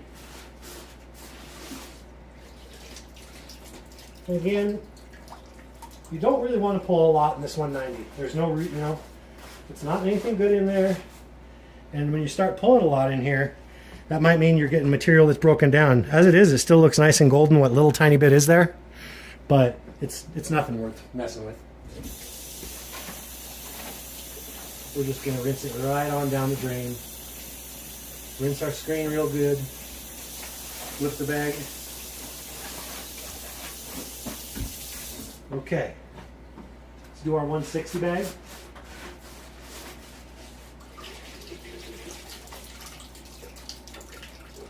This time we got a little good bit of foam. Here's the point where it would be nice for me to have prepped a sprayer, and I do have sprayers. But honestly, I'm kind of lazy when it comes to the sprayer. I don't use it a lot of the time, if I'm going to be honest. Because I don't have a setup like the Frenchie setup, where you got multiple bags draining down into a bottom bucket that's not going to make it into your water. So therefore, you're not filling your machine fuller and fuller each time as you spray more water into the bags. That'd be fine in the standard Frenchie setup, but with my setup, it would just end up my machine would be starting to get overfilled with water. And really, yeah, there's some foam in there, but 160 is not much anyway. I still collect it because I can make some decent rosin once I combine all my 160. But 160 is nothing too special usually.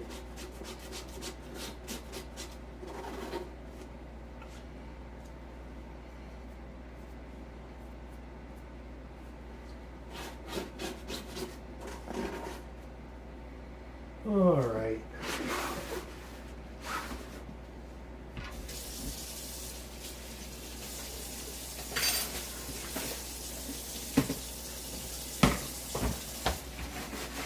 Rinse off our screen. Turn it right side out. All right, let's pull the 90 bag. This is gonna, even when I just pull this up out of the water, this will give me a good idea as to whether I might want to run another wash or not after the next one. It's still holding a decent amount of water. We're gonna see what we pulled here in a second. Certainly is not nothing. I'm pretty happy with the pull here, to be honest. It's, you know, well less than the last wash. Well less. I'm kind of thinking about just doing one more wash because of that. But the quality is still there. Quality is still there all day. Definitely the amount is not. It's probably about half of what we pulled last wash. It would be my guess. Still though, you know, it's far from nothing. And the quality is just beautiful. That 90 is still looking absolutely amazing. I might have to do 2 more washes, honestly, just to pull everything I can, because right now I don't have a whole lot of batches to run. So, and I don't have any more coming up to run anytime super soon. So we might just go ahead and run 2 more washes. So if anyone wants to be a diehard and stick around until like 12:30, then you can watch a couple more washes.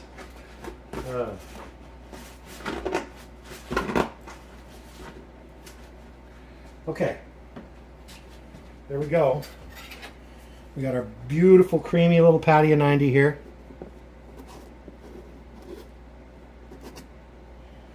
That is just absolutely frickin' lovely.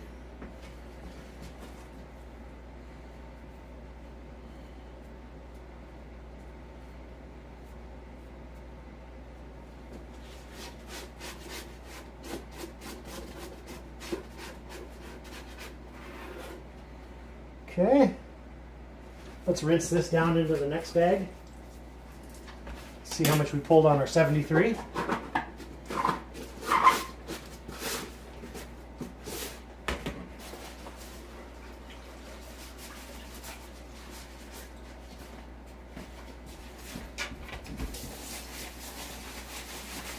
All right, rinse off our bag screen of our 90, give it the flip, and we're good.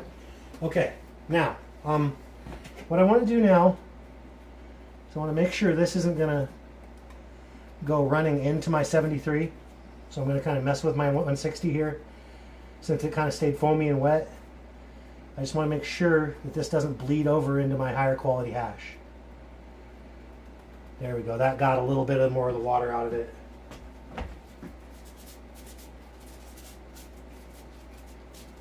Okay.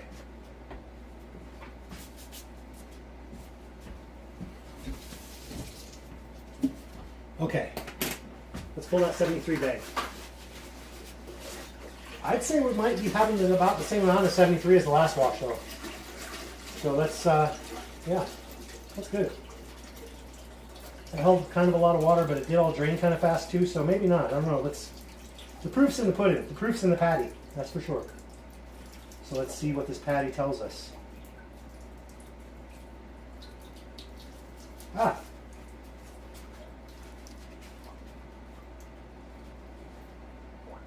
Okay.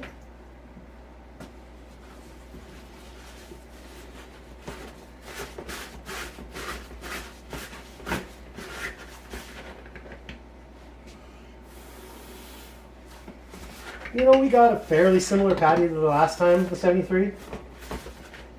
Not too different. A little, I think it's a little less, but not by that very much. Definitely not as much as the 90 was less. It's not bad. I'm happy with that pull. That looks good.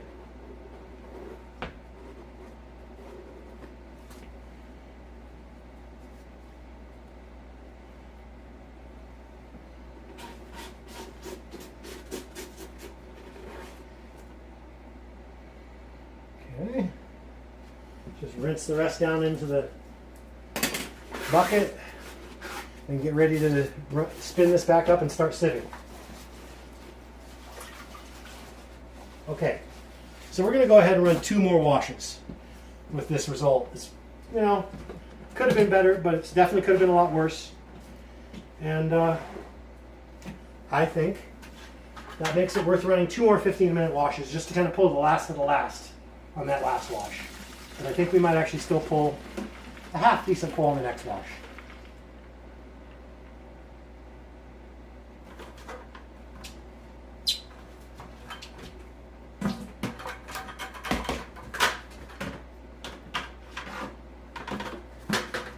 Good, good.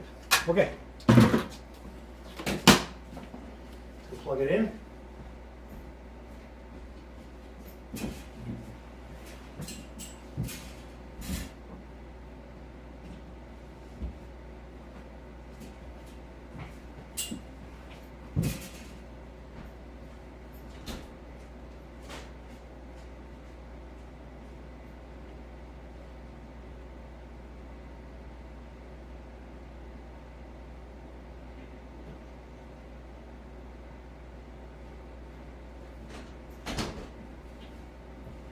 Okay, let's spin this up for the full 15 minutes.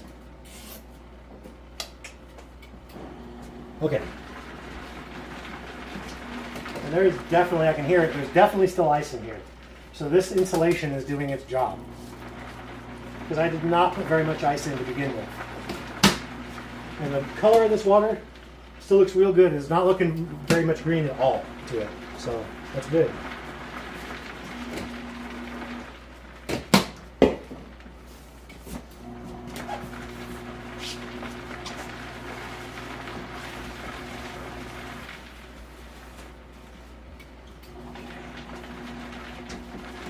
Okay, we got our 160.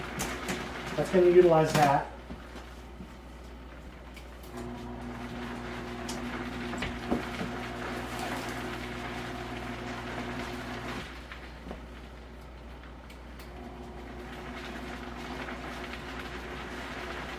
Okay. And again, we're just kind of gently pressing a little water out. You can see that there's a lot of water came out of that 73.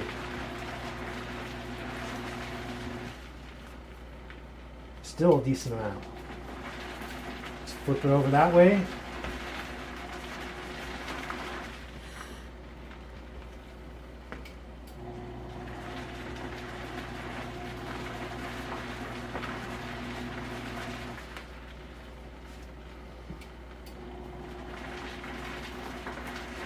I bet the lab temp has been a few degrees cooler now. I just bet you. Let's check it.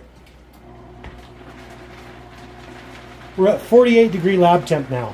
So it's been dropping steadily, which probably explains partially why that second wash was easier to sieve, but also because we got to it faster. Okay. There we go. That's pretty good. Okay. Let's go ahead.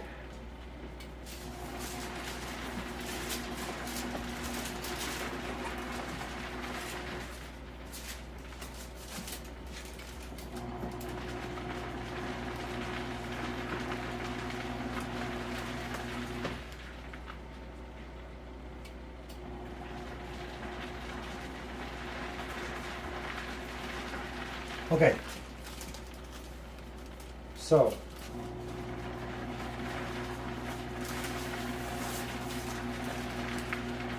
let's throw a 160 right there.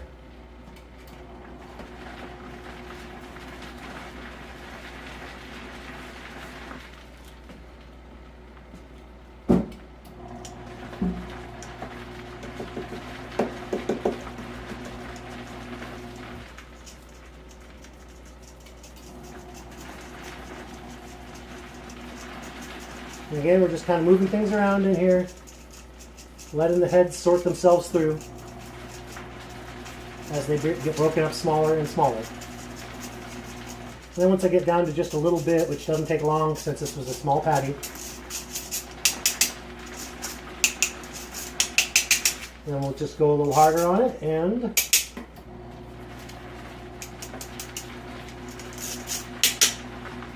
good. Okay, so as for this one,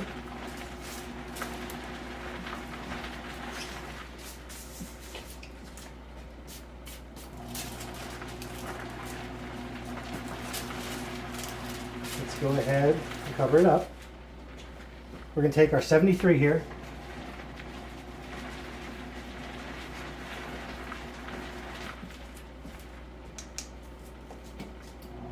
Wait. This 73 is a higher quality. I don't want to run it through this lower quality sieve.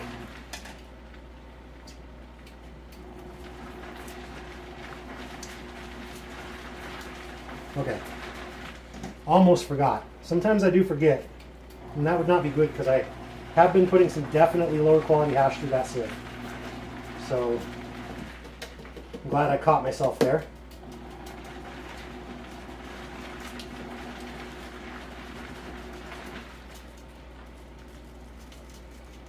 Here's our 73.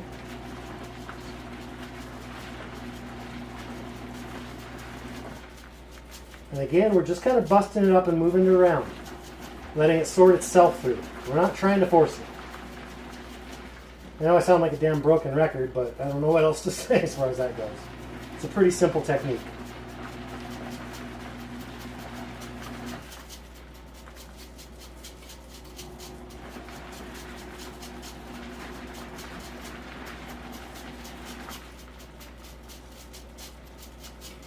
And it was a pretty small patty, so we're already getting to where we can kind of manhandle the rest through.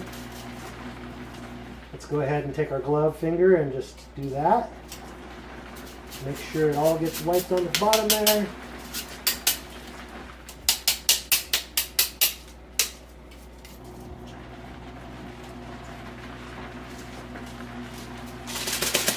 Okay. Now we got our spoon, which helps us to grab, oh, hello. Helps us to grab this. There we go. We can use our card, but you know, if it's not too much, we can just use our finger. That's not too bad of a tech. Okay, so now we got this part. We'll just cover and we'll throw the 90 down below here. Okay. 90 micron. Still a nice patty. I'm happy with that. I am happy with that. So again, look how easy this busts up. See? When our lab temp is really good, as it is right now, we're in the 40s in our lab.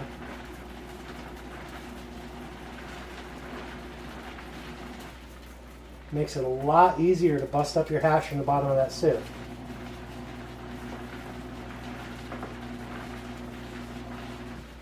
So that's all we're doing. We're just breaking it down to the size where most of it is kind of in that size range where it's not too much bigger than the holes. This 90 again just looks absolutely beautiful.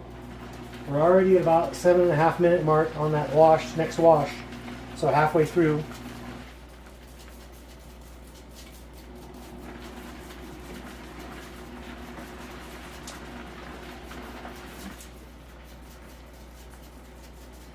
And again, it's just patience. It didn't break up all super fine right away, but I just kept working it.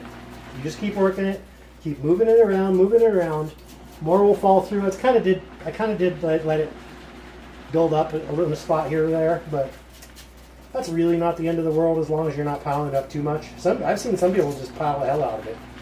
I guess as long as you're re-sieving, that's probably not too much of an issue. I typically don't re-sieve, but I do want to start actually getting into doing multiple sievings. Never really tried that.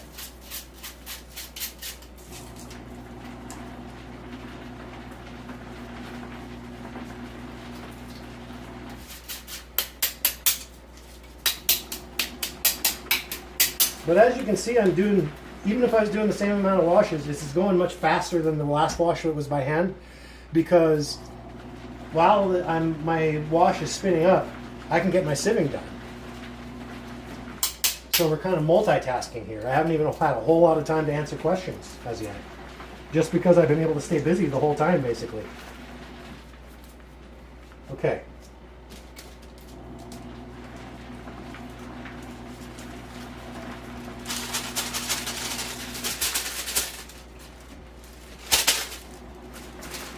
Okay.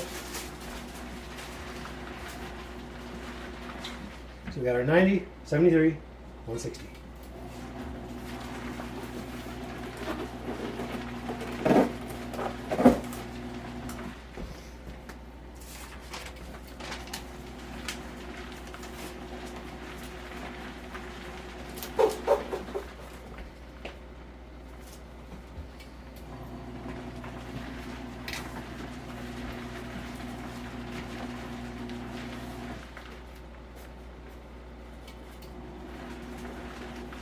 First rows of whole plant, jelly sickle 2, wash 3, 73, 90 here, 160 there.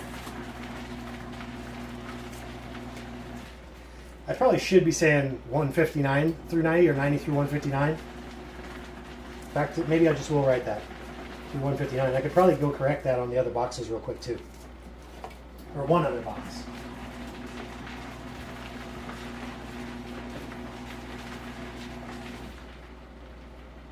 All right, there we go.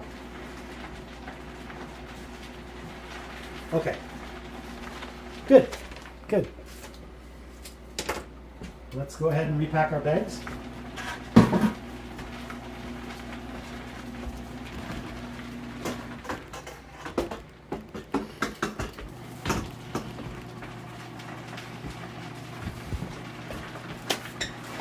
All right, we're going to do 2 more washes. So this is the second to last wash right here. And yet again, hold up, we didn't turn this one right side out. You see the dark colored band is, or the darker yellow colored band on the outside there. So that's how we want it.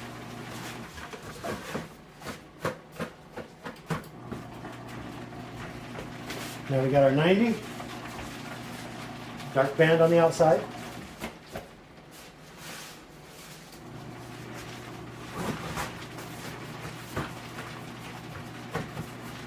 Our 160.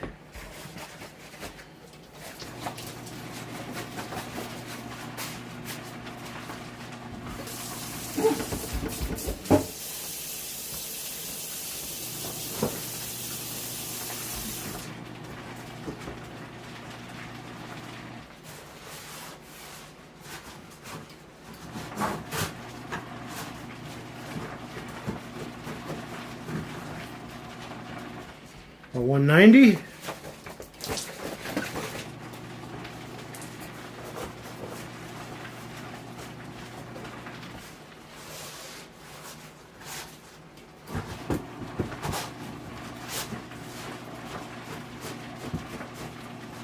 Some people even like to double up on the 190 and the 220 bags, and I think that's not a bad idea. In my philosophy, the more filtration, the better for the most part, especially up towards these higher microns.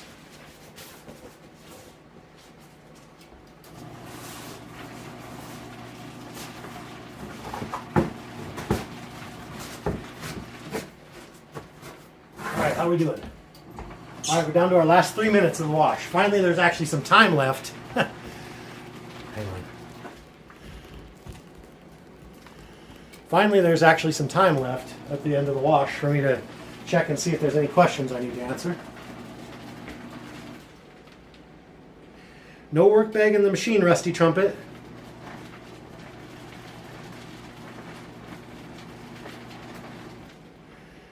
The 190 bag will keep it out, yes. But so I still would keep a 220 regardless. I never trust my 190 to do the whole job.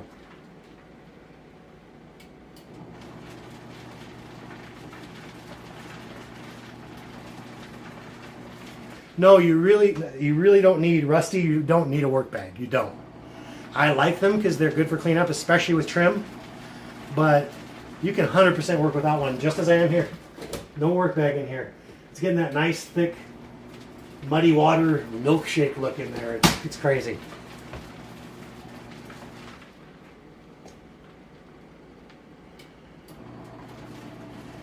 If you're hand washing, you definitely want the 220. I'll have the 220s in there.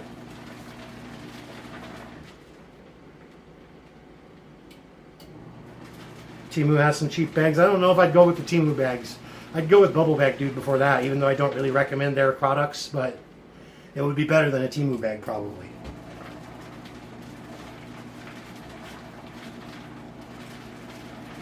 If you got a DIY, Rusty, you can buy 250 micron mesh, and you could make your own bag if you are skilled at, sewing or anything like that. Isn't it hard to clean the washing machine if not using? Yeah, it's a bit harder. It's more of a pain in the ass, 100%. Less so when I'm working with whole plant here. So it's mostly buds. It's not trim. There's not as many little tiny bits to it as there is with trim. I use the work bag just about every time I feel like I can get away with it. This time I just had 700 grams of fresh frozen, and I didn't feel like putting it in the work bag was the best option, because a work bag, especially once I put some ice in there, it would fill it up pretty full, and you want a little bit of room left in your work bag so it's not stuck where it's not spinning very well,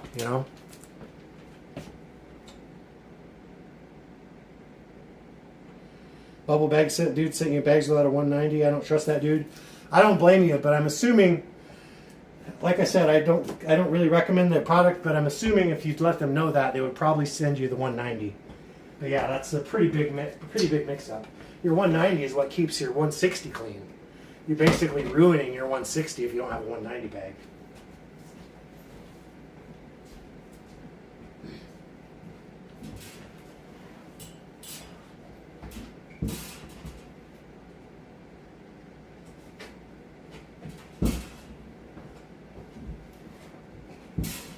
All right, so let's give this a couple more minutes. Let it just settle for a little bit. Let's take a look in that hose. Again, I'm kind of like progressively, I feel like I'm seeing a little less and less material in there. So yeah, this might be a kind of a diminishing returns type of wash, but it is what it is. I'm going to pull this wash and I'm going to do one more. And my next wash, I'm going to add in the 25 and the 45 bag in the bottom of the stack, because all the 25 and the 45 hash has just been swimming around in the water this whole time, not getting collected because I don't have those bags in the stack. So, yeah, at the end, I'll probably collect a decent patty of 45 and a decent little patty of 25 that, again, those aren't the best quality hashes. Anyone knows that knows anything about making hash. But at the same time, I often can get some decent live rosin out of them. It's not going to be the top of the top by any means, but it's going to keep me dabbing at a time when I otherwise might not be. So, hey. All right. Let's give it just a few more seconds here. And then we're going to drain our bag. Then we're going to collect. And we're going to set it up for one more 15-minute wash. At the end of that 15-minute wash, I might even give it another couple, 3 minutes because this has standard and gentle. Oh, you know what I've been doing this whole time? I've been running this on standard, which is fine. It's the 7-second cycle back and forth, and it certainly hasn't seemed to affect my quality. But really, I kind of should have been running that on gentle the whole time.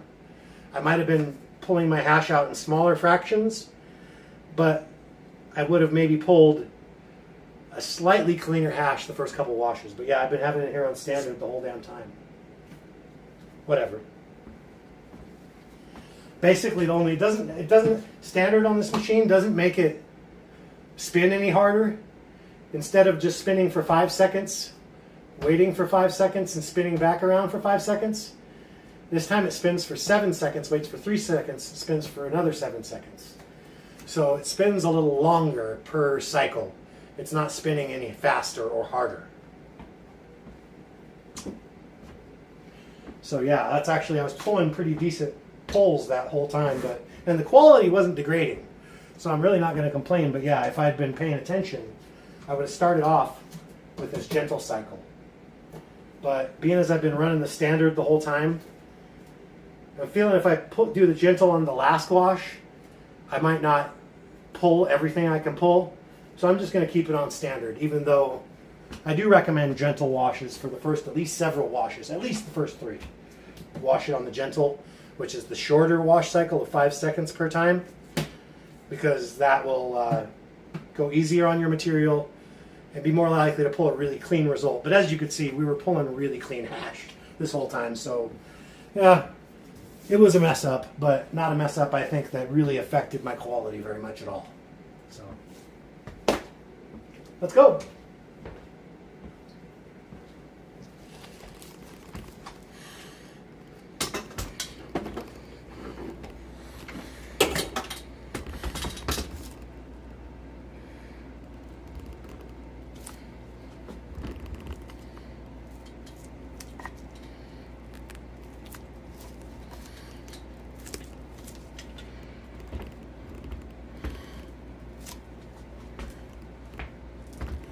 Something like that. Okay. Let's go. Second to last wash, draining.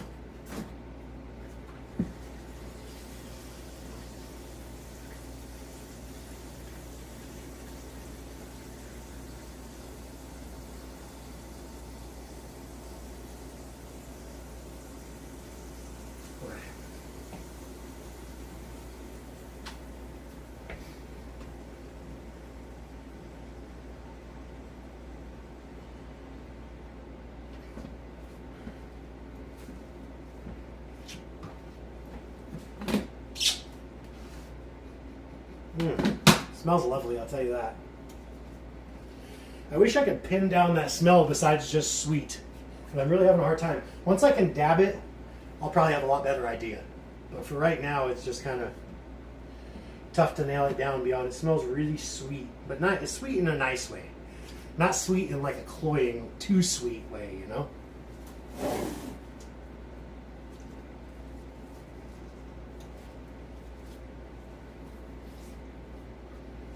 Okay.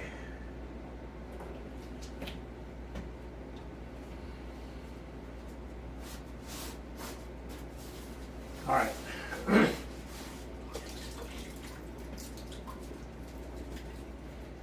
we are. Just take this, turn it the other way out.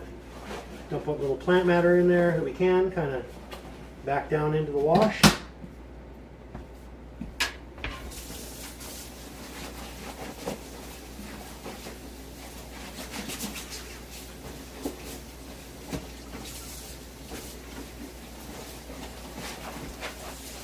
Alright, turn it the right way out again.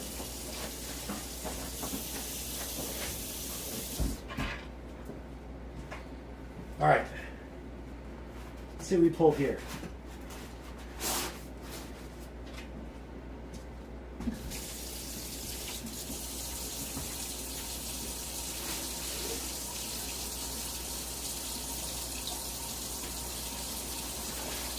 Alright. Now we're starting to see a couple little flakes of plant matter in there. I don't know if you can see that. But it still looks pretty clean, even on the 190.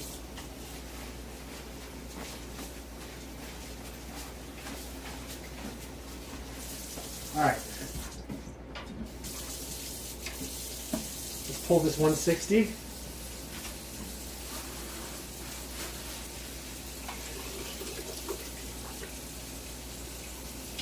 Yeah, well, it's whatever, it's not nothing.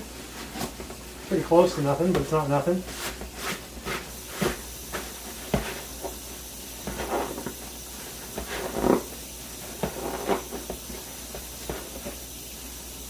Not really even much foam to that wash. Less than the last. And really very little there. Not much there, you know? But hey, I ain't going to throw it out because I combined it with all my other 160. It's going to turn into something. I'm going to get a dab out of it. It is what it is.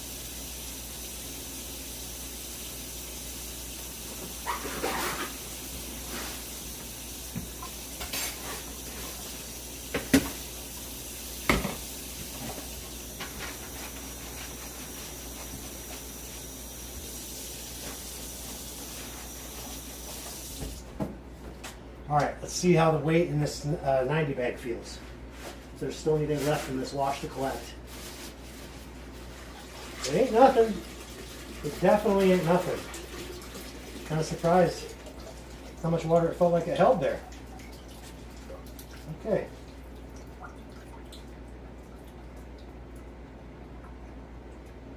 Okay. I'm not going to complain here. It's definitely a much smaller patty than the last 90 bag, but once again, definitely not nothing. And the quality still does not look to be significantly downgraded at all. That is still some beautiful quality for a, what is this, a fourth wash? Fourth wash 90? Yeah. We're going to be going into fifth wash territory tonight, you people. So let's collect this up. Okay.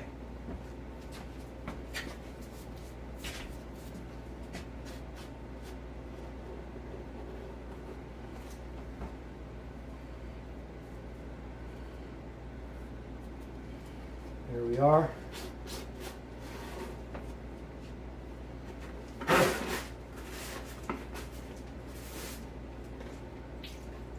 Dump that down into the 73. Let's rinse this bag screen down into our 73. That's good.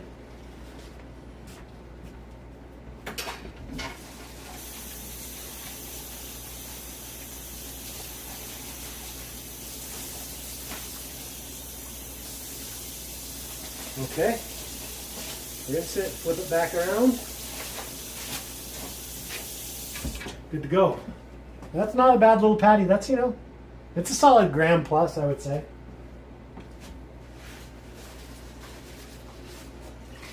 Again, we're holding a decent amount of water here.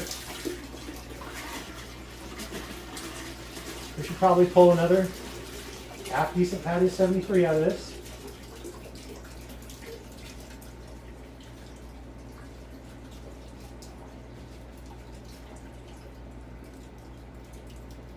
I'd say we might have increased our 73 pull this time. It is a little foamy, so hard to tell. We may just have increased our 73 pull from one wash to the next here. But you generally don't see. You generally see decreasing returns, but what we have here kind of looks like a fair amount.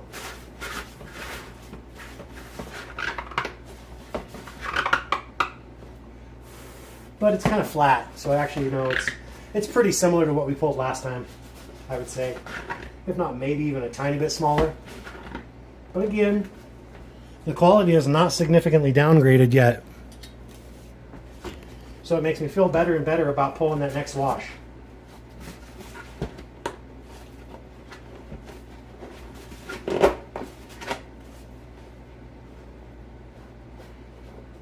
Yeah, it's another like little gram patty anyway. So it's, you know, it's a little something something for our troubles.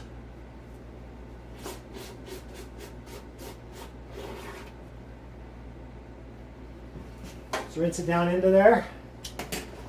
Rinse the bag screen down into the wash. Okay. Clean our bag screen.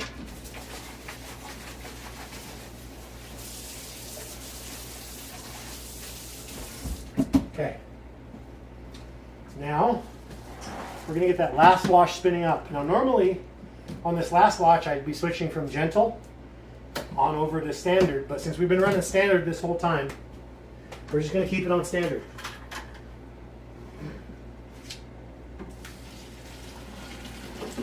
Now again, we definitely got our small hash in the bottom here, so we want to swirl it around before we get the last bit, just to make sure we're pouring everything. Yeah, that's real clean pour.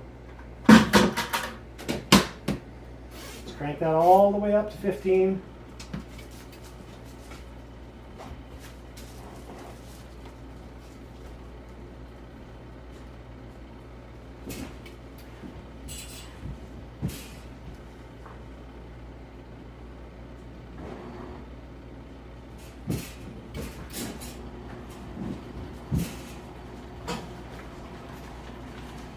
Now there's not much left, but I can still hear the ice rolling around in there. So this insulation is doing its job. Not a whole lot of 160 there, but that's whatever. I'm still going to sieve it.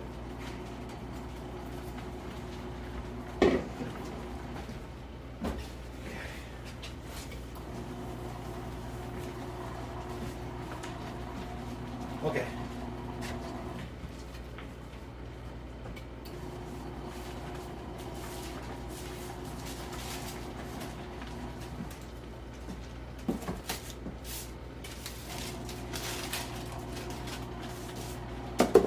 Okay, let's once again, let's do the towel flip.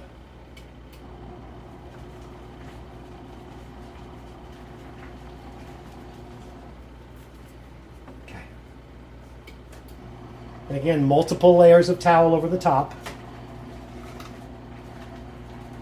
And that's to cushion the hash, so I'm not pressing too hard on it.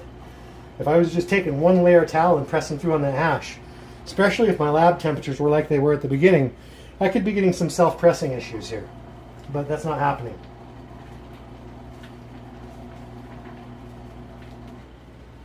Because I'm using multiple layers of towel to cushion my hash.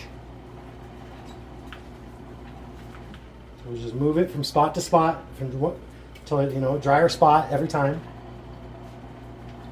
Okay, so we're ready. This is nice and pressed for moisture. Moisture is pressed out of those. Okay. So we got our 160, 90, 73. Let's start with our 160 and our lower quality sieve. We're going to cover the other spots up.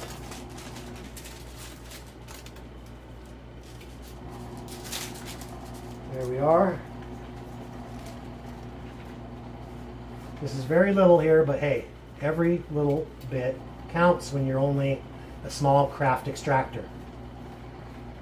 Try and be as miserly as you can, and you will have dabs for longer, I guarantee it. I stand by it.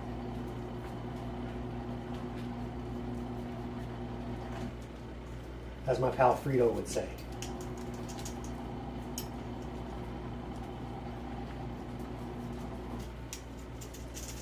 So this I'm going to kind of just manhandle through because there's not much.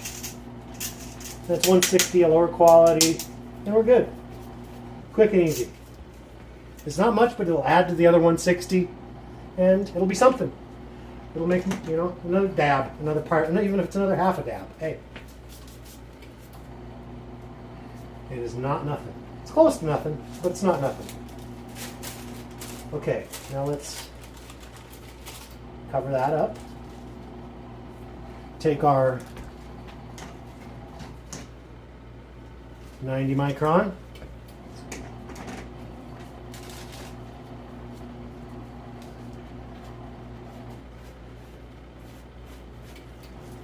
All right. Still a nice little patty of hash. I am not seeing too much contaminant in that. How about you?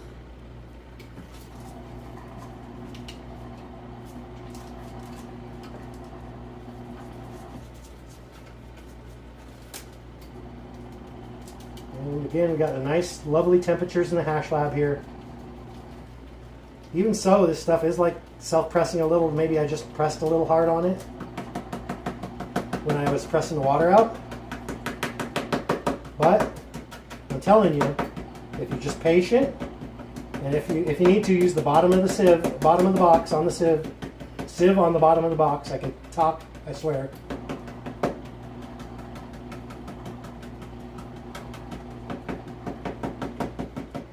And eventually, you'll get this stuff into smaller, more manageable pieces, just like that. See?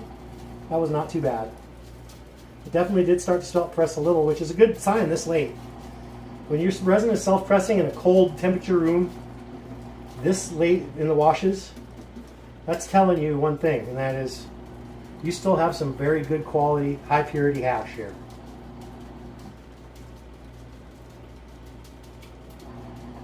I'll say the ice finally sounds like it's gone, but I guarantee you the process in there is still very cold.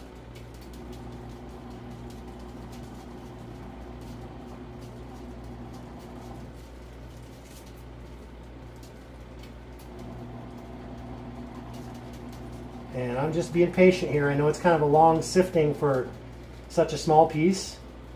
But like I said, it did get self-pressed a little. Whether I pressed it a little hard or whether, you know, I just waited a little too long before I got to it. It did self-press a little.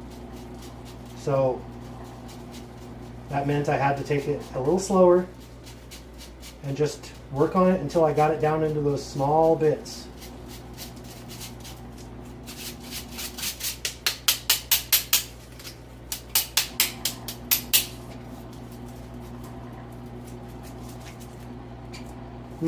Smells so good.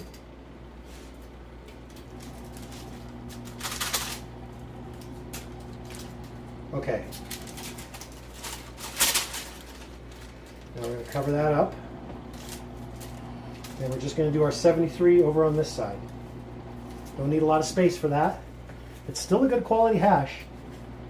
You know, we still got like a gram of some good quality hash here. And the 73 hasn't been self-pressing quite so badly as the 90, so I just about guarantee you, and this is flatter, so I just about guarantee you, yeah, see, I don't need to use the bottom of the box here.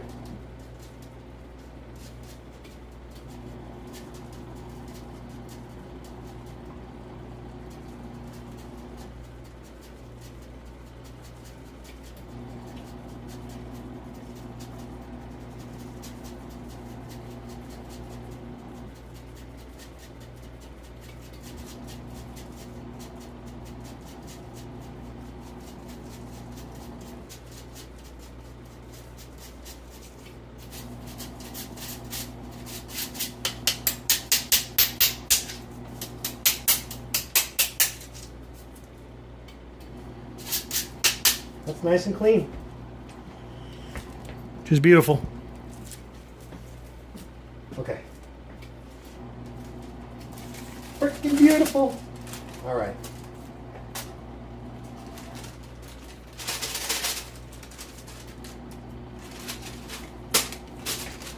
Okay. Now, let's go ahead and label this. What's in it so far? There's still one empty space though, which we'll use for something off the next wash.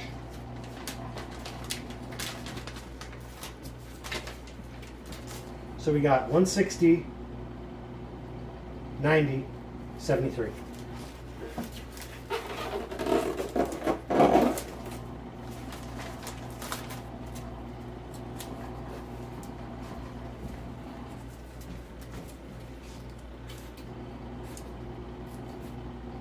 $160, 90, 73. Wash for FFWP JS2. Okay. Now what we're going to do now, I can't hear any more ice in there, which is not really a huge problem because like I said, it's still really cold in there. I guarantee you that. But all the same, since we're out of ice, I'm going to add just a little bit. Since we still got that partial bag of ice we broke into and never used all of it.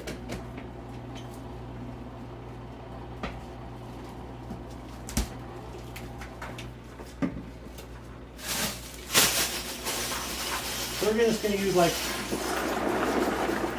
quarter bag of ice here, not even all of what's left of this third bag of ice. Less than a quarter bag of ice. Just to keep that process extra cold.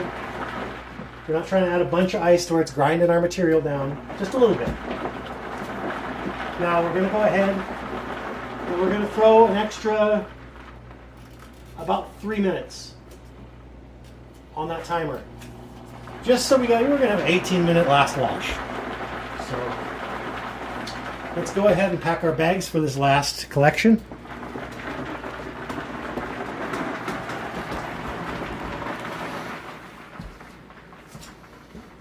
Okay, so we're going to start with our 25.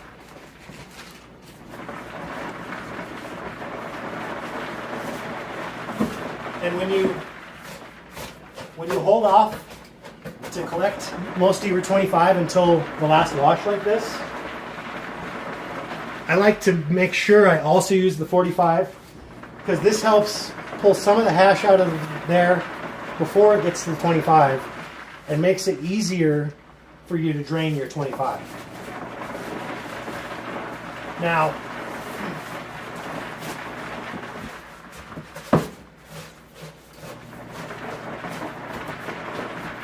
on this final wash stuff, I'm going to leave out the 90 as well. So I'm basically going to pull everything from 159 down through 73 into this bag.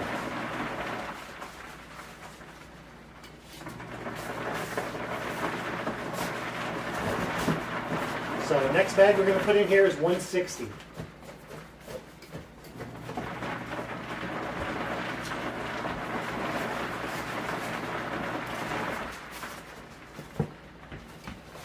Bag. There we are.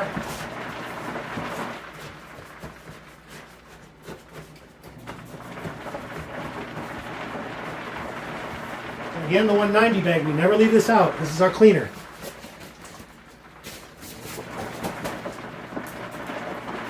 This cleans out all our other bags.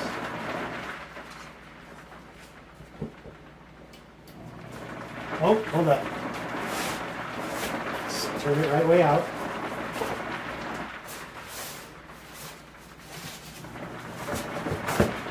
Alright, and finally, last but definitely not least, especially when we're running bagless in the machine like this, we have our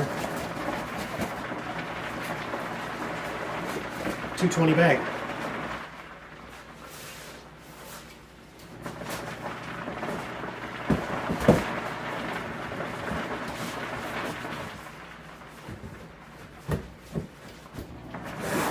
All right, so we're going to flip this around one more time. Really, it doesn't hurt to have a second towel on standby, but this one stayed relatively dry enough. I'm not too worried about it. But if your towel gets too wet, it can make it really hard to pat out the water from the resin.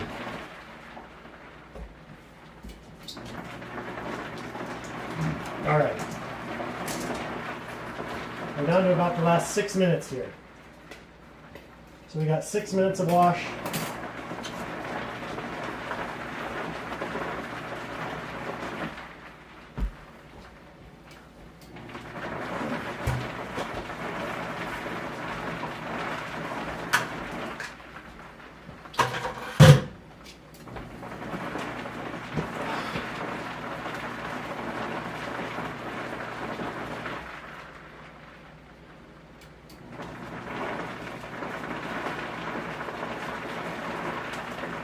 Yeah, you should be okay.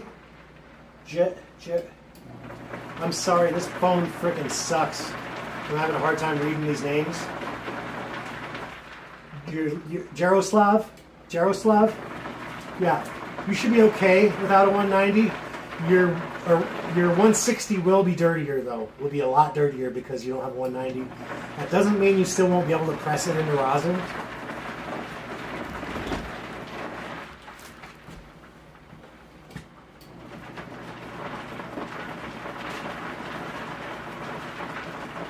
The material is fresh frozen whole plant jelly sickle number 2 from In-House Genetics.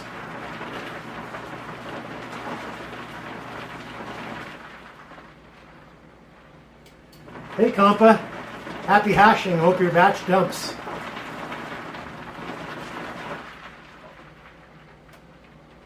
Every bit does add up indeed. Wee, indeed. Yes, sir. You don't take smoke breaks? Oh, hell no. This is serious business. Ain't no time for a break. Ain't no time for a break here. Maybe if I had my girl out here too, and she was setting me up with a dab or something, but no, I don't take smoke breaks mid wash. Maybe once I get down to the end like this, I might, if I wasn't talking to you guys. But right now, I'm completely out of hash, so this batch will make things a lot nicer around here. Because within the next day or so, I'll be pressing what I'm going to press into rosin. And then after that, you know, I gotta wait a couple weeks, but that's okay for the other hash to dry, because I think I got a decent amount of full melt out of this batch. But no, it's all about work, getting work done. I'm serious when it gets down to time to hash making. I don't even think about smoking. I don't think about eating. I don't think about doing anything except for this.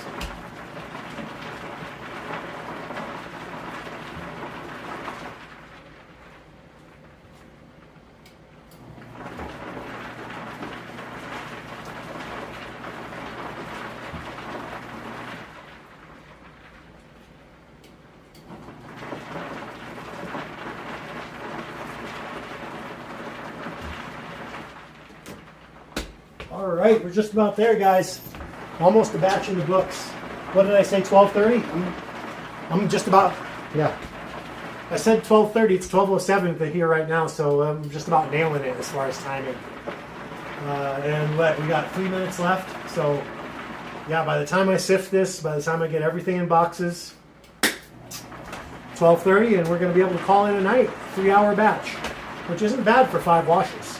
5 washes in 3 hours, I think that's a job well done, and a job fairly quickly done too. Yeah, this is indeed the last wash. Yep, this is it. Final wash, and we got our 25, our 45, our 73. Everything from the 73 up through the 159 microns is going to get collected in this yellow bag. Then we got our final 160, 190, 220. And yeah, we're down to less than our last 3 minutes of this wash.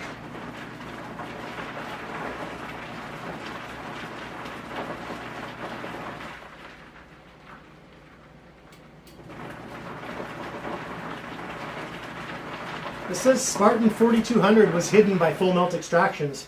I'm not even monitoring this on my end. I don't know how someone was hidden. I'm monitoring this on my girlfriend's account. So I don't know how it says Spartan 4200 was hidden by full melt extractions. I have no idea how I did that.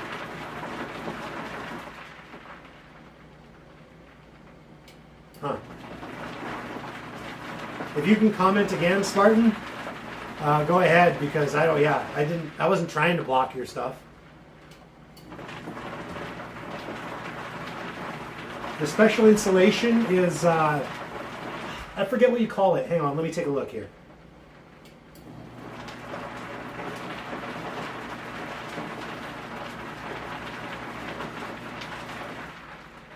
Silver insulation for hot water heaters. Yeah, it's called double bubble insulation. So it's a couple layers, and there's like air bubbles in between, kind of like almost a bubble wrap type of situation, but not exactly. And I got 2 layers of it around the tub, and that keeps your I hardly put any ice in here, and I didn't have to add any ice at all until the last wash, and I didn't even have to add ice then. I guarantee you our process was still really cold, but I like to be able to hear at least a little ice rolling around in there. So yeah, let's go back to the chat here. But yeah, that's just like standard, the type of insulation you put around your hot water heater. It's called double bubble in some, or at least the one I just looked up was.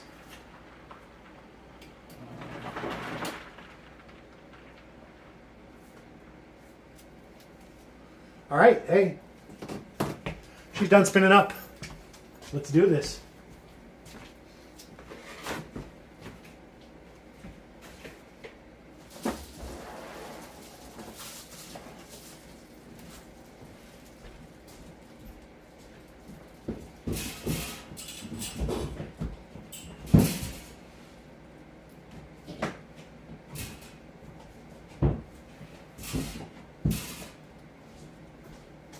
All right, rock and roll. All right, we're going to give it a couple minutes just like usual. Let me take a look in here.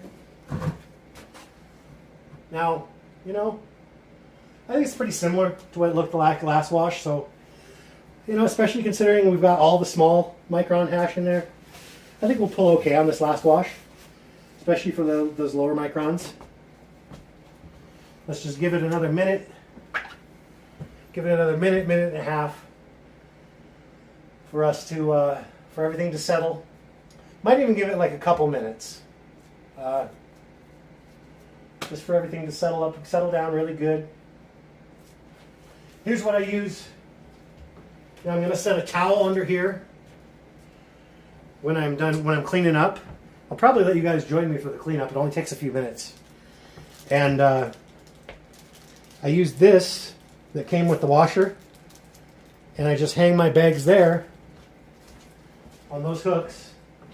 And then I have a towel below here for drip drying. And yeah, as long as you're washing your bags really good in between washes, you often you won't even have to clean your bags all that often at all. So that's kind of what I like to do. I don't like to clean my bags with like the toothbrush and alcohol. I try and avoid doing that as much as possible. And really, you got cold water coming out your faucet. You can get them pretty damn clean just with a nice stream of cold water. So just give it just another minute, make sure everything settles down here. As a matter of fact, let's just go ahead and take our little spatula here and just give it a final stir a little bit. Make sure everything is settling out and precipitating out of the water as that can. Okay, just give it one little stir at the end there. All right, a few more seconds. And let's, hang on. Let's, just a second. I just want to do one more thing here.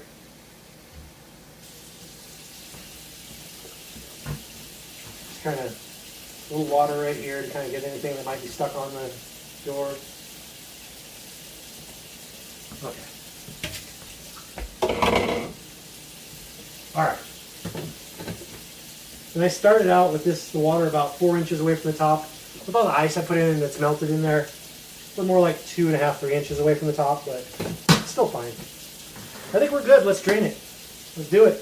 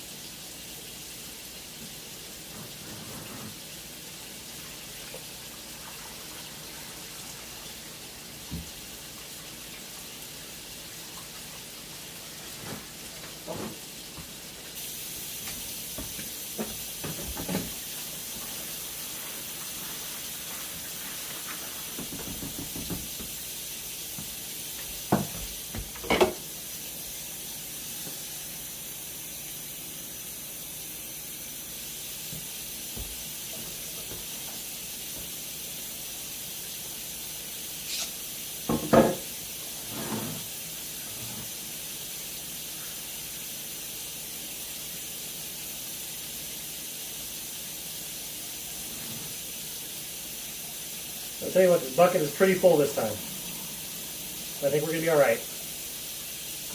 I don't really want to add any more water to that, to be honest, though. We're pretty full.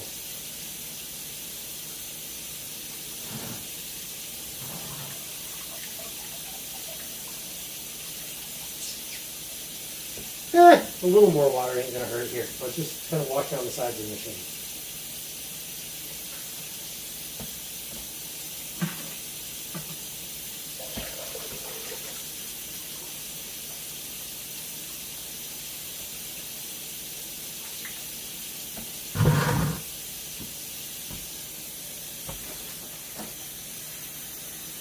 All right. Just grab a little water from the sink.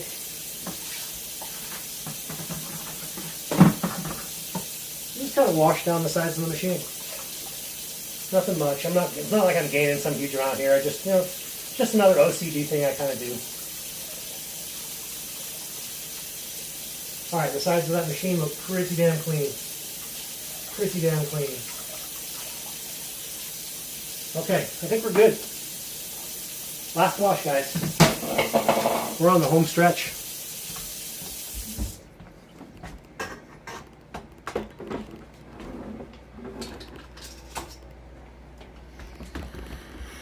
All right.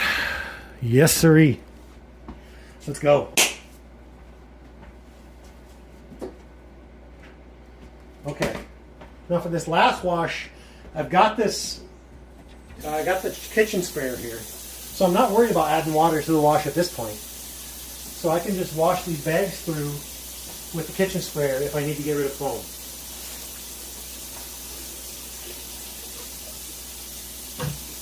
And again, even though I don't need to save the plant matter into the bag, into the machine, because it's, it's all getting tossed out anyway, this is easier than going behind my camera and going to the trash can. So I'm just gonna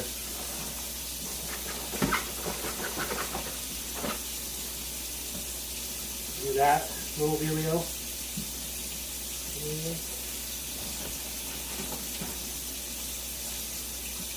There we go.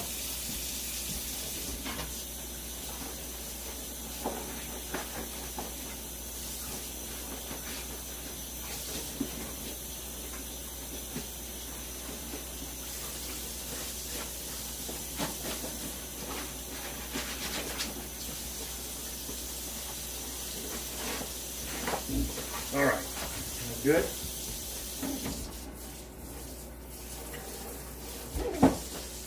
All right, 190.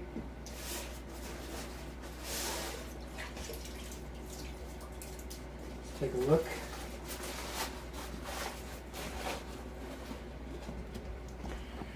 Yeah, still you see a few pieces of plant matter in there, but don't look that much different from the first few washes.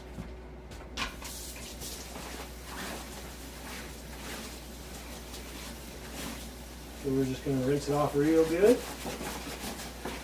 Flip it back the right way. And we'll give it one last quick rinse at the end. All right, now, here's where we start getting into hash. Maybe. 160. Again, hey, it's nothing much. But again, it's not really nothing. So we're going to collect it.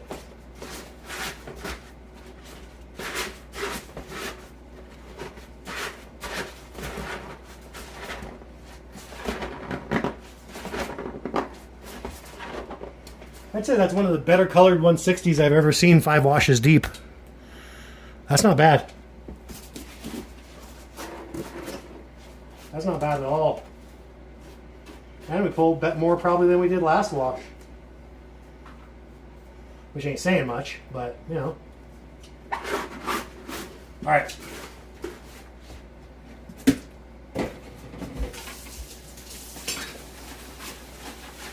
Now.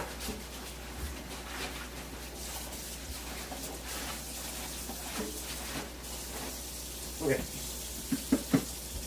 Now remember, we left out our 120 and our 90 this time, so we're dropping 159 all the way down through 73. So we're probably going to get a half decent patty in this 73 this time. Would be my suspicion.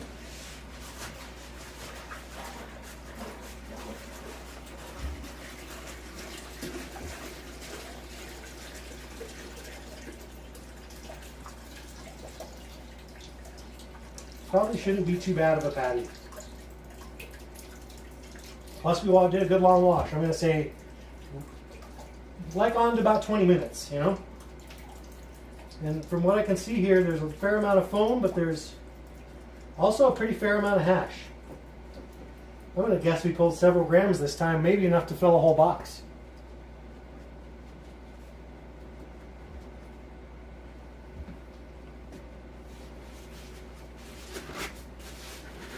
Hard to say until you actually suck the water out of it and all. I thought I maybe was going to need to use the sprayer nozzle this time. But honestly, nah. There was hardly any foam. I was able to just blow it off of there, honestly. But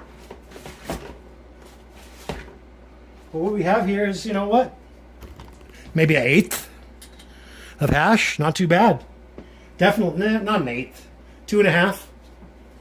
Something like that.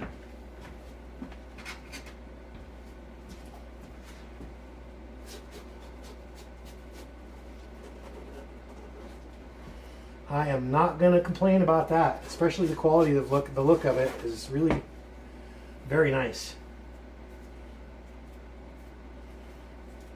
All right, let's wash the rest down into the 45.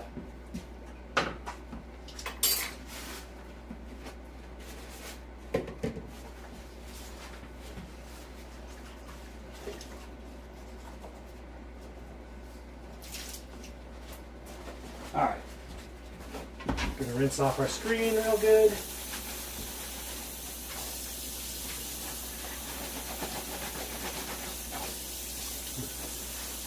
Smells nice and clean. Don't hardly smell any hash off on it after I rinse it off.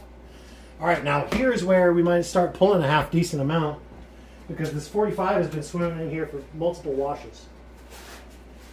But we're going to keep that separate from the 25, both for reasons of quality and to make our last that 25 bag easier to drain because there'll be less hash in it than if I pulled the 45, you know, this 72 down to 25.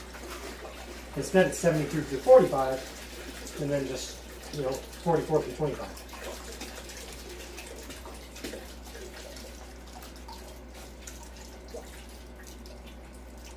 And this is a nice color, nicer than I expected. Almost makes me tempted to want to run another wash, but no, I'm good on this. I think we pulled all right. I'm going to end up using all my boxes.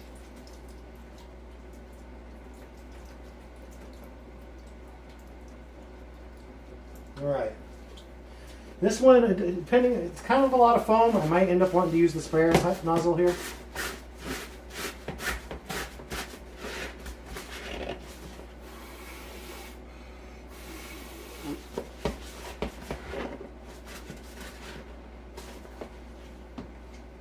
Let's go ahead and use the sprayer nozzle to clean this up.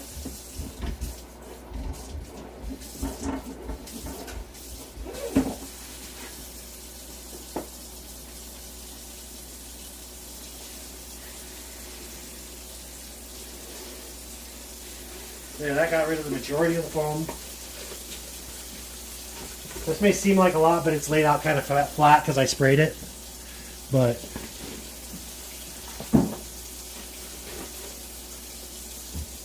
still, it's a decent amount of some nice color resin. It's going to make some rosin for me, you know? I'm going to dab that once I squeeze it.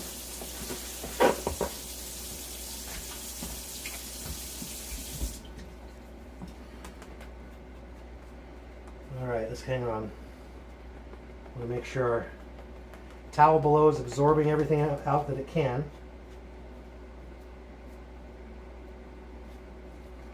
Okay.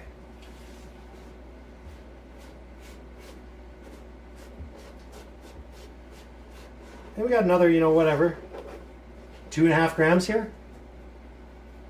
Similar to what we pulled out of that 73.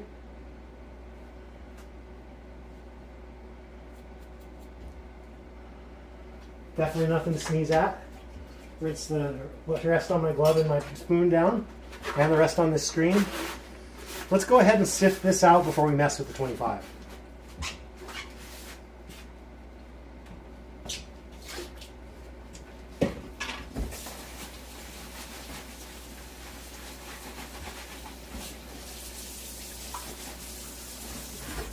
Okay.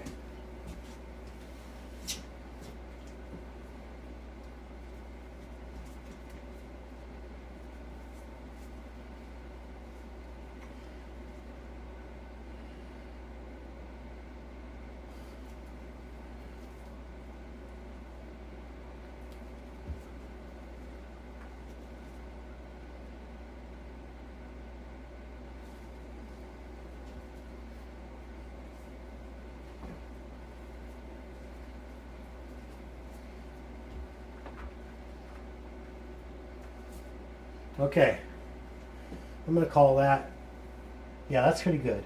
That's pretty good. Maybe just one more press on this one because it was kind of let out a lot of water there. That last 45 micron, there we go. That's better. That's better. Okay. Now,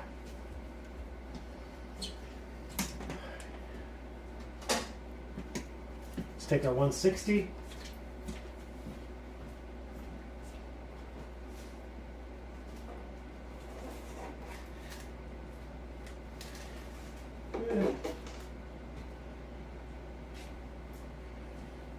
Let's actually leave our 160. Let's not do that right away. Let's do that full spectrum 73 first. So at this point, we're not in the quality mash necessarily, not compared to the first few washers. But I'm going to use the quality sieve because I don't have another wash.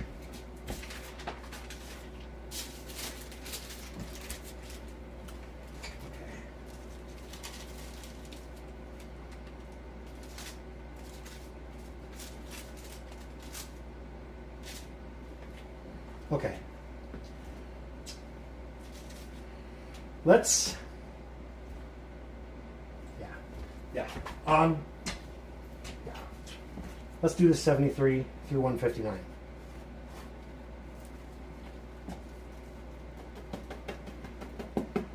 Breaking up like a dream. It's going to sieve easy as can be.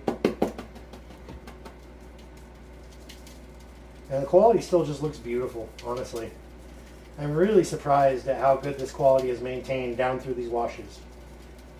I mean, usually Fresh Frozen does pretty well in that respect, but honestly, this is kind of above and beyond, if I'm being honest. I wonder if this is going to be melt.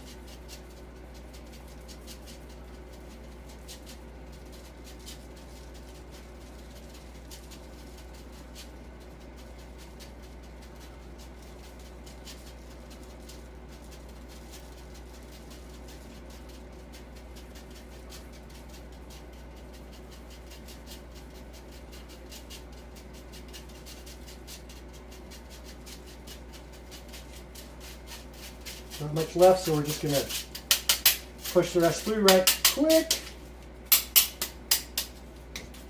Good. All right, that box is full. Okay. Let's add that up.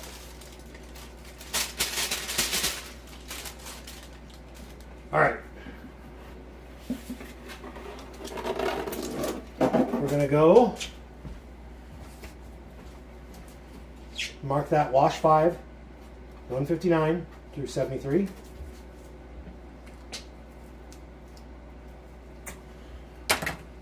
This box is full.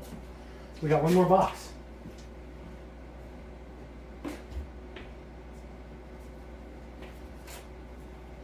And since we only got 2 more patties, or wait, no, we got more than 2? Hold on. Never mind, we got more than 2. Don't we? Yes. But one's super small. Okay. So let's do that one next. This is nothing much at all. But it's not nothing. So we're just going to push it through. And it'll add to our 160 and make that rosin pile a little bigger.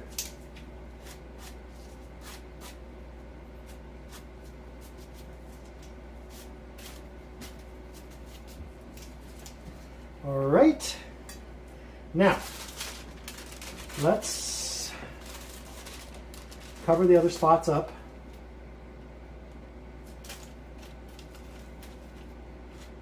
All right, let's do that with this one.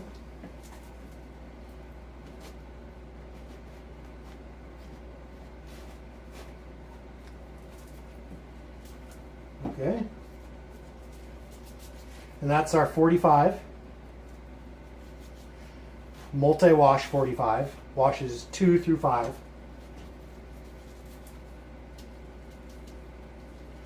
And of course, easy as pie to break up. Going right through the sieve like magic.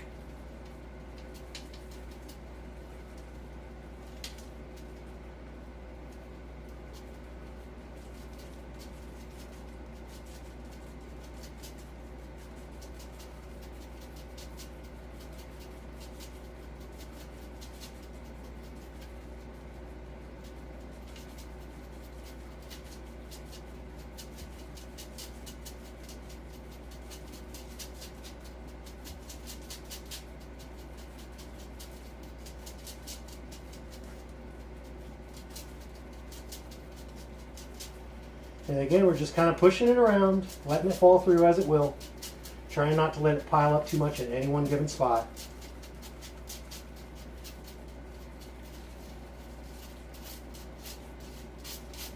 All right, try to get it even. Find the spots that aren't quite so heavy, kind of fill them in. And also, because we're using this one, anything additional from the earlier washes that's getting pushed through is of course higher quality than anything we're pushing through. So it's kind of good. Okay. Oh, that just about blew away.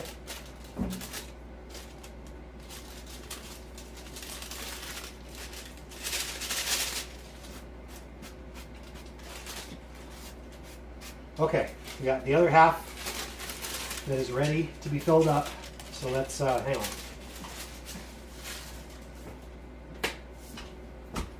Let's just set this aside.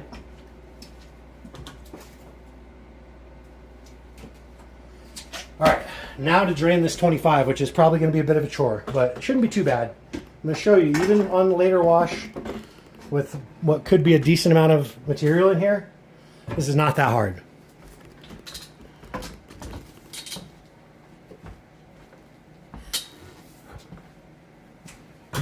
Okay. Now granted, you know, there is a lot of water that's going to be held in here. What about, I'm going to say 2 or 3 gallons. You know, 15 to 20 pounds. So definitely if you've got problems with arm strength or whatever, you know, some kind of condition that makes it, you know, so your arms aren't very strong, it could be a bit of a chore here. But again, as you can see, all I'm doing is lifting the hash off the screen. A little bit squirting out here, but whatever. We'll clean the floor when we're done.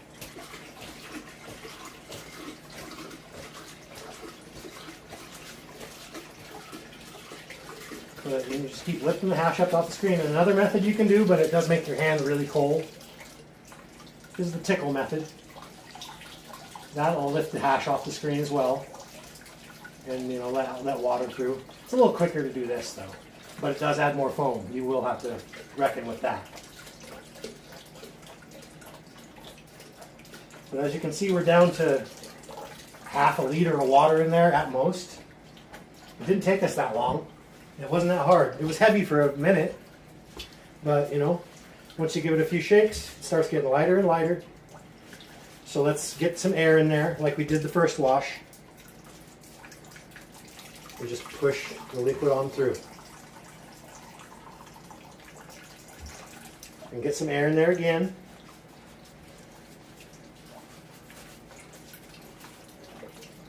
And again, just push the liquid on through until it stops dripping, or just it starts making at least a small drip, not a full stream.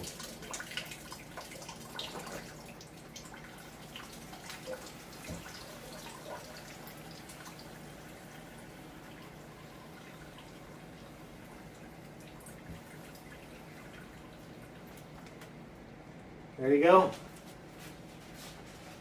Down to it. Okay, there's a lot of foam in there and not a lot of hash, but we're just going to deal with that.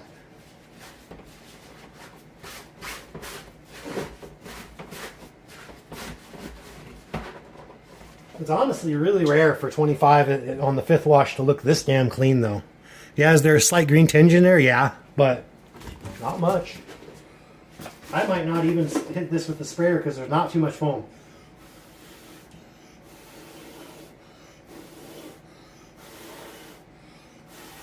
See, I can basically blow all that away.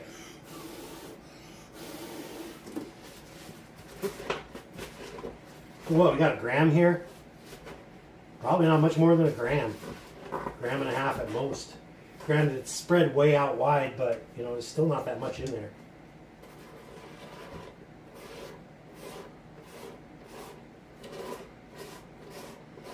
But again, it's more to the rosin pile. And yeah, once I get it off there, I'm starting to see more of a green tinge to it. Like, there's definitely contaminant in there. There always will be in your 25, pretty much. More contaminant, even on a strain that produces melt off the 25, like an equatorial sativa. But, yeah, it still has that contaminant because you got your 25s, your small heads, your broken heads, you know, your dirt, you know. It's not much, but it's going to go in the box.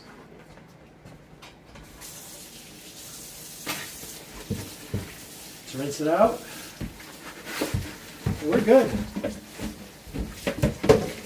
That is a batch, folks. It was a batch and it wasn't a bitch. All right. So, yeah, let's get the water out of there. Yeah, it ain't even a gram, but once we add it with all our 160 or 45 and other shit, it's going to make some lower quality rosin that's going to keep us dabbing when we're running out. So we're just going to get some water out there. You can kind of manhandle that 25 in every respect because it's not going to probably self-press into an unpressable patty.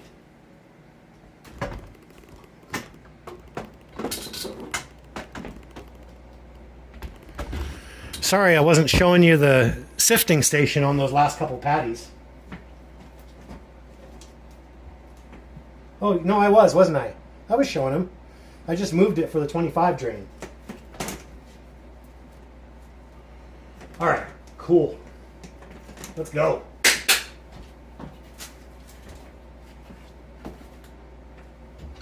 Okay.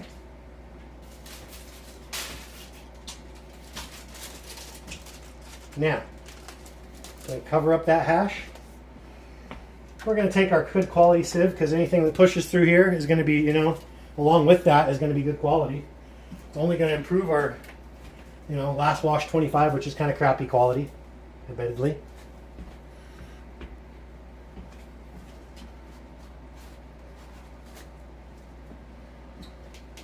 Kind of a big space for this little tiny patty, but whatever.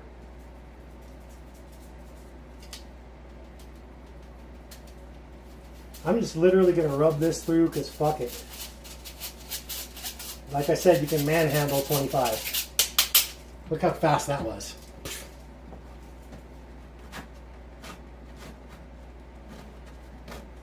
Let's grab everything we can off this pressing screen because the rest is all going to get washed off.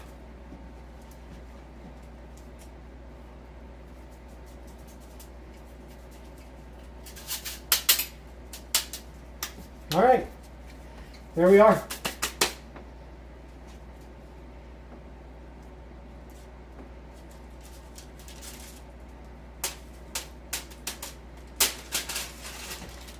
All right.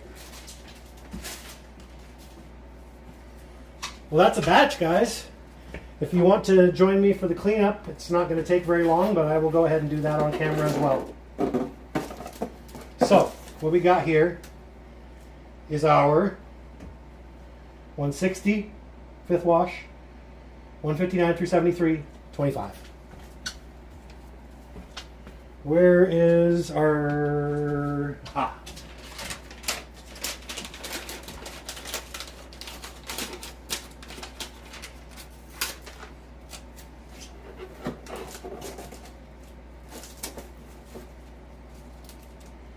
$160, 25, 159 through 73. Wash 5, FFWP, JS2. Jelly Sickle 2 in-house genetics, guys. Came out good. I'm pretty happy with it. All right, so that's a batch in the books. And here's our stack of hash boxes. That's the fruit of our hours of labor.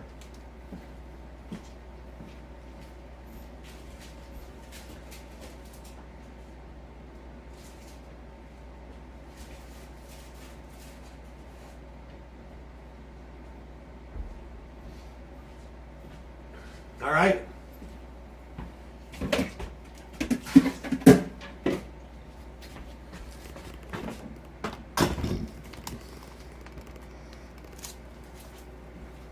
All right, let's dump our bucket.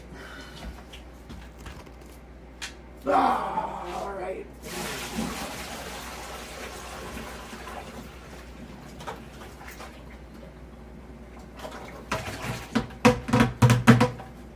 All right.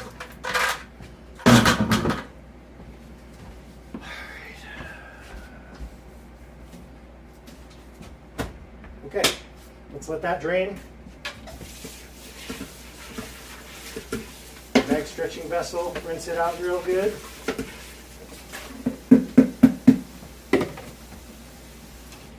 Okay. Hell yeah, guys. That's a batch in the books, and you know what? I don't think we yielded any crazy high percentage off of that, considering that was 700 grams. I'm gonna guess. Let's see. What with the 6 boxes? I'm gonna guess 3.5%. It would be my best guess, and that's hash weight. It'll go down a little once I press some of, not all of it's going to be melt. So whatever is not melt is going to be pressed into rosin. I think we might hit 3%, maybe.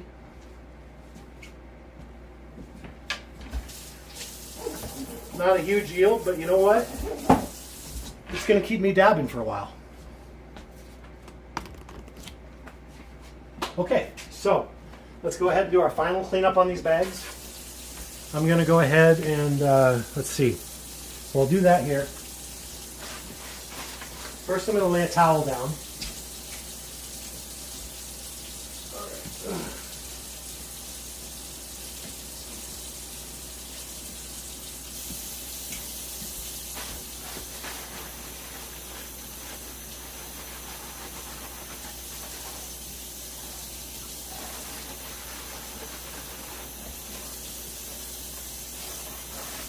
Turn it the right way out.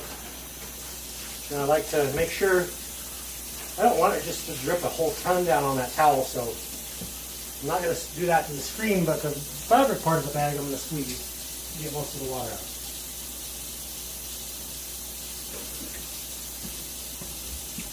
.45.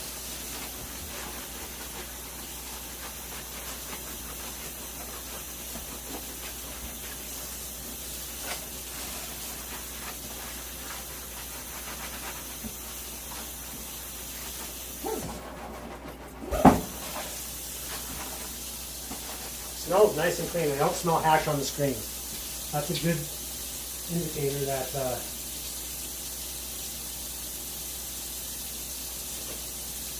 you got it pretty clean. 73.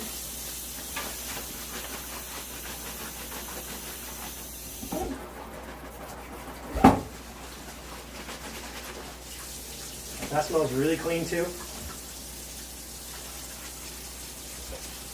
Squeeze the water out.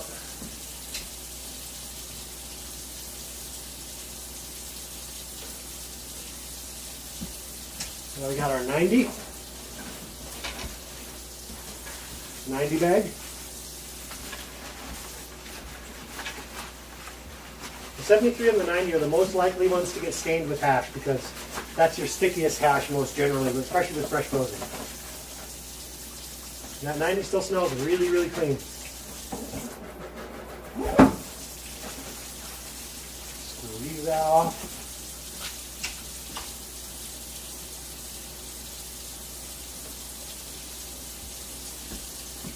$120.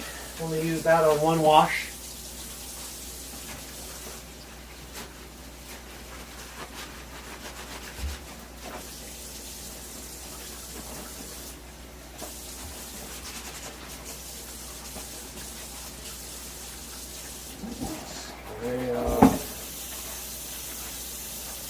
Squeeze it out.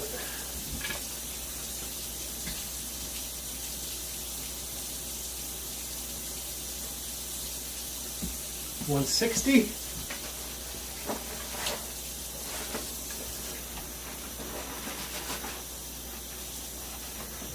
Make sure it's turned the right way.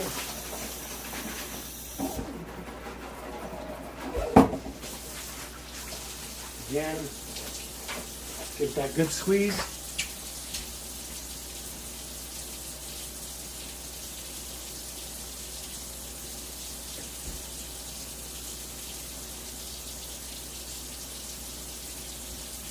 $190, second to last bag.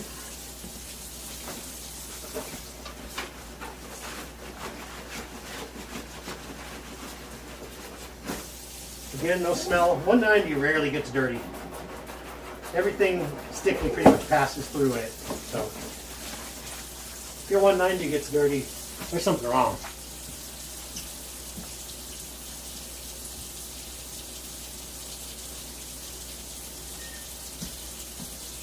So finally, work bag 220, that's it.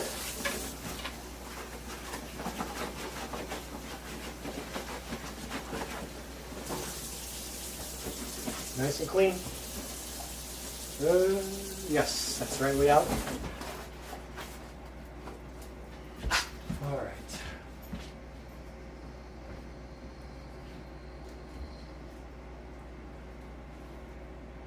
Okay, now let's go ahead and unplug this.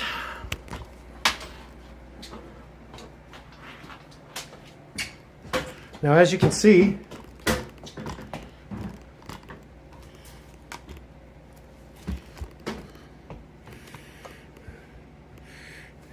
it's flour, so it's going to be relatively easy to clean out. You know, it's not like shake or trim where it's a bunch of tiny pieces. So what we're going to do is I will go ahead and I'm just going to make life easier a little bit and grab this. And really, I can grab virtually everything by hand pretty easily. Not too much ice left in there. Wouldn't have been any, but I put a little right there at the end.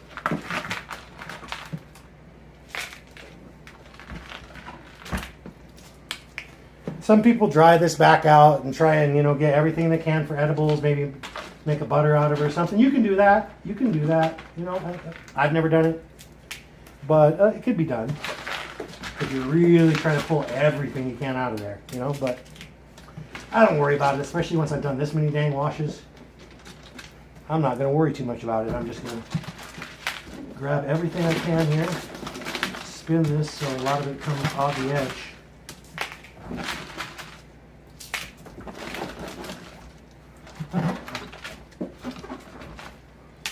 And yes, that's really cold, but my hands aren't very sensitive to cold.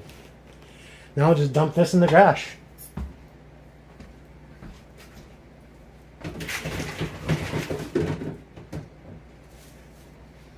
Bam.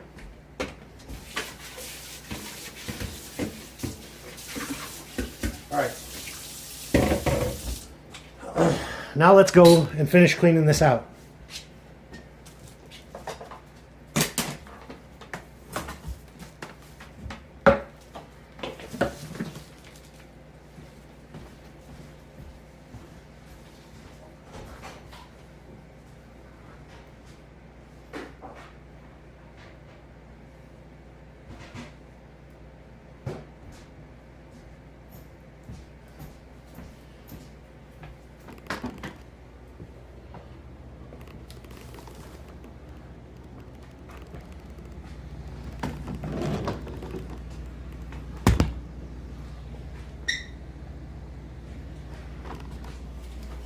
Okay.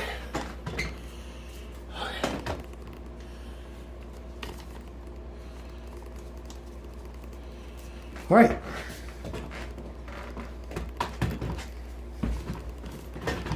Now,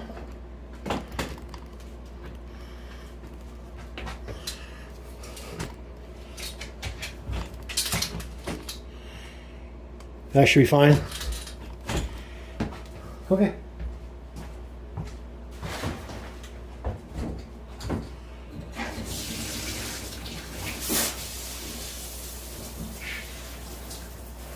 I like to go with I got this adjustable washer head, so I go with the one with the most amount of spray on it. All right, now I'm going to do that.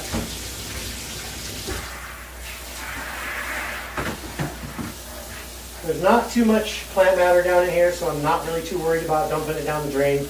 I grabbed the vast majority, like 99% of it, to be honest.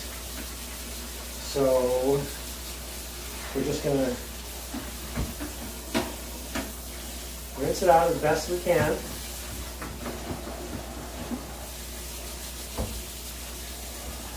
All right.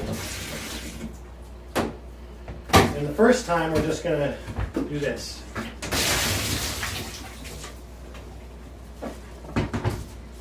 Okay, that was almost everything. Now we're gonna grab everything we can out by hand, because some of it kind of got stuck to the holes in the impeller.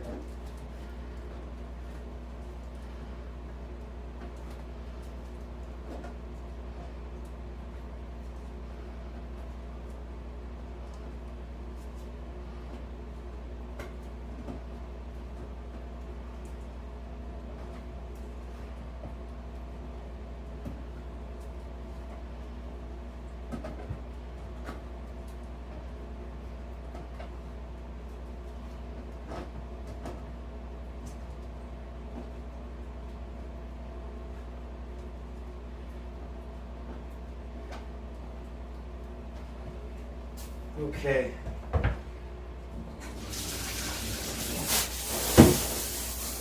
Let's get the little bits washed down the drain.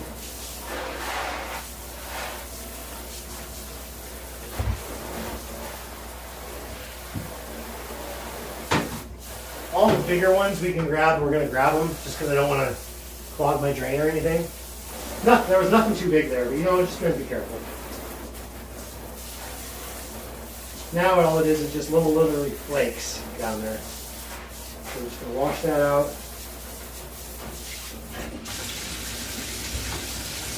Now,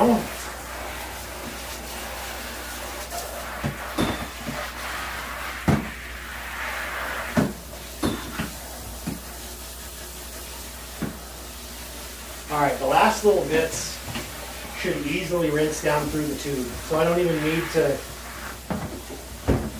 all I gotta do, all right. There we go. That's that. You can't get every last drop out right now.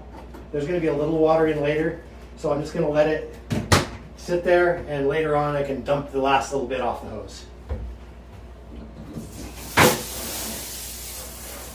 And now just rinse down the last couple little flakes of green. And our work here is done, people.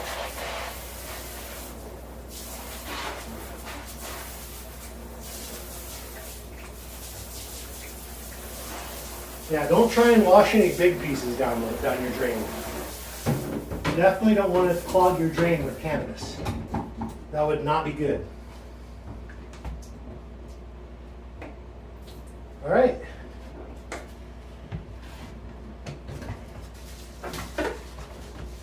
There we are. That's a clean machine. That wasn't that hard now, was it? And that's bagless. I still like to use a bag sometime because honestly, who wants to do extra cleanup they don't need to do, but hey.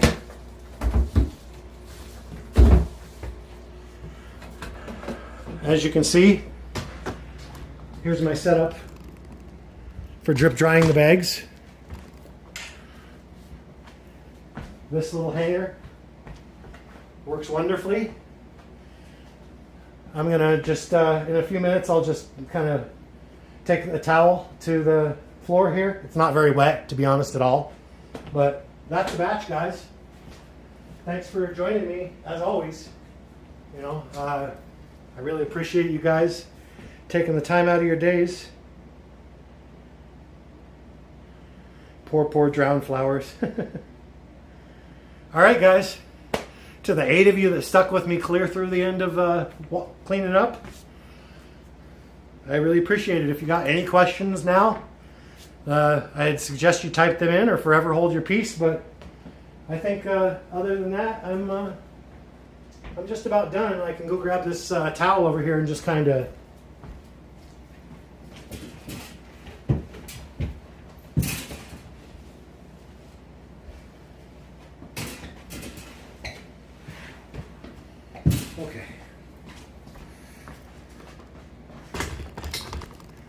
just do this number That'll give you guys time to type in any extra questions if you have any. And if not, I'll sign out here in a minute.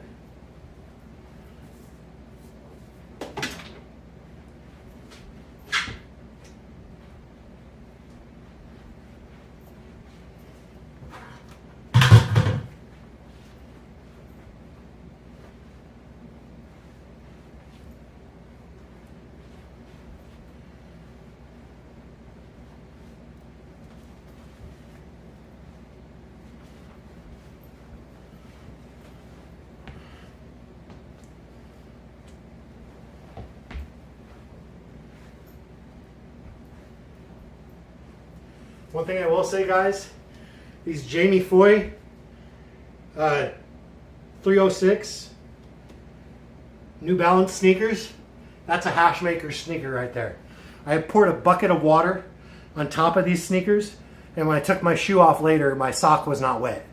So if you want a good hash making pair of shoes, get you these Jamie Foy 306 New Balances. Good stuff. Anyway,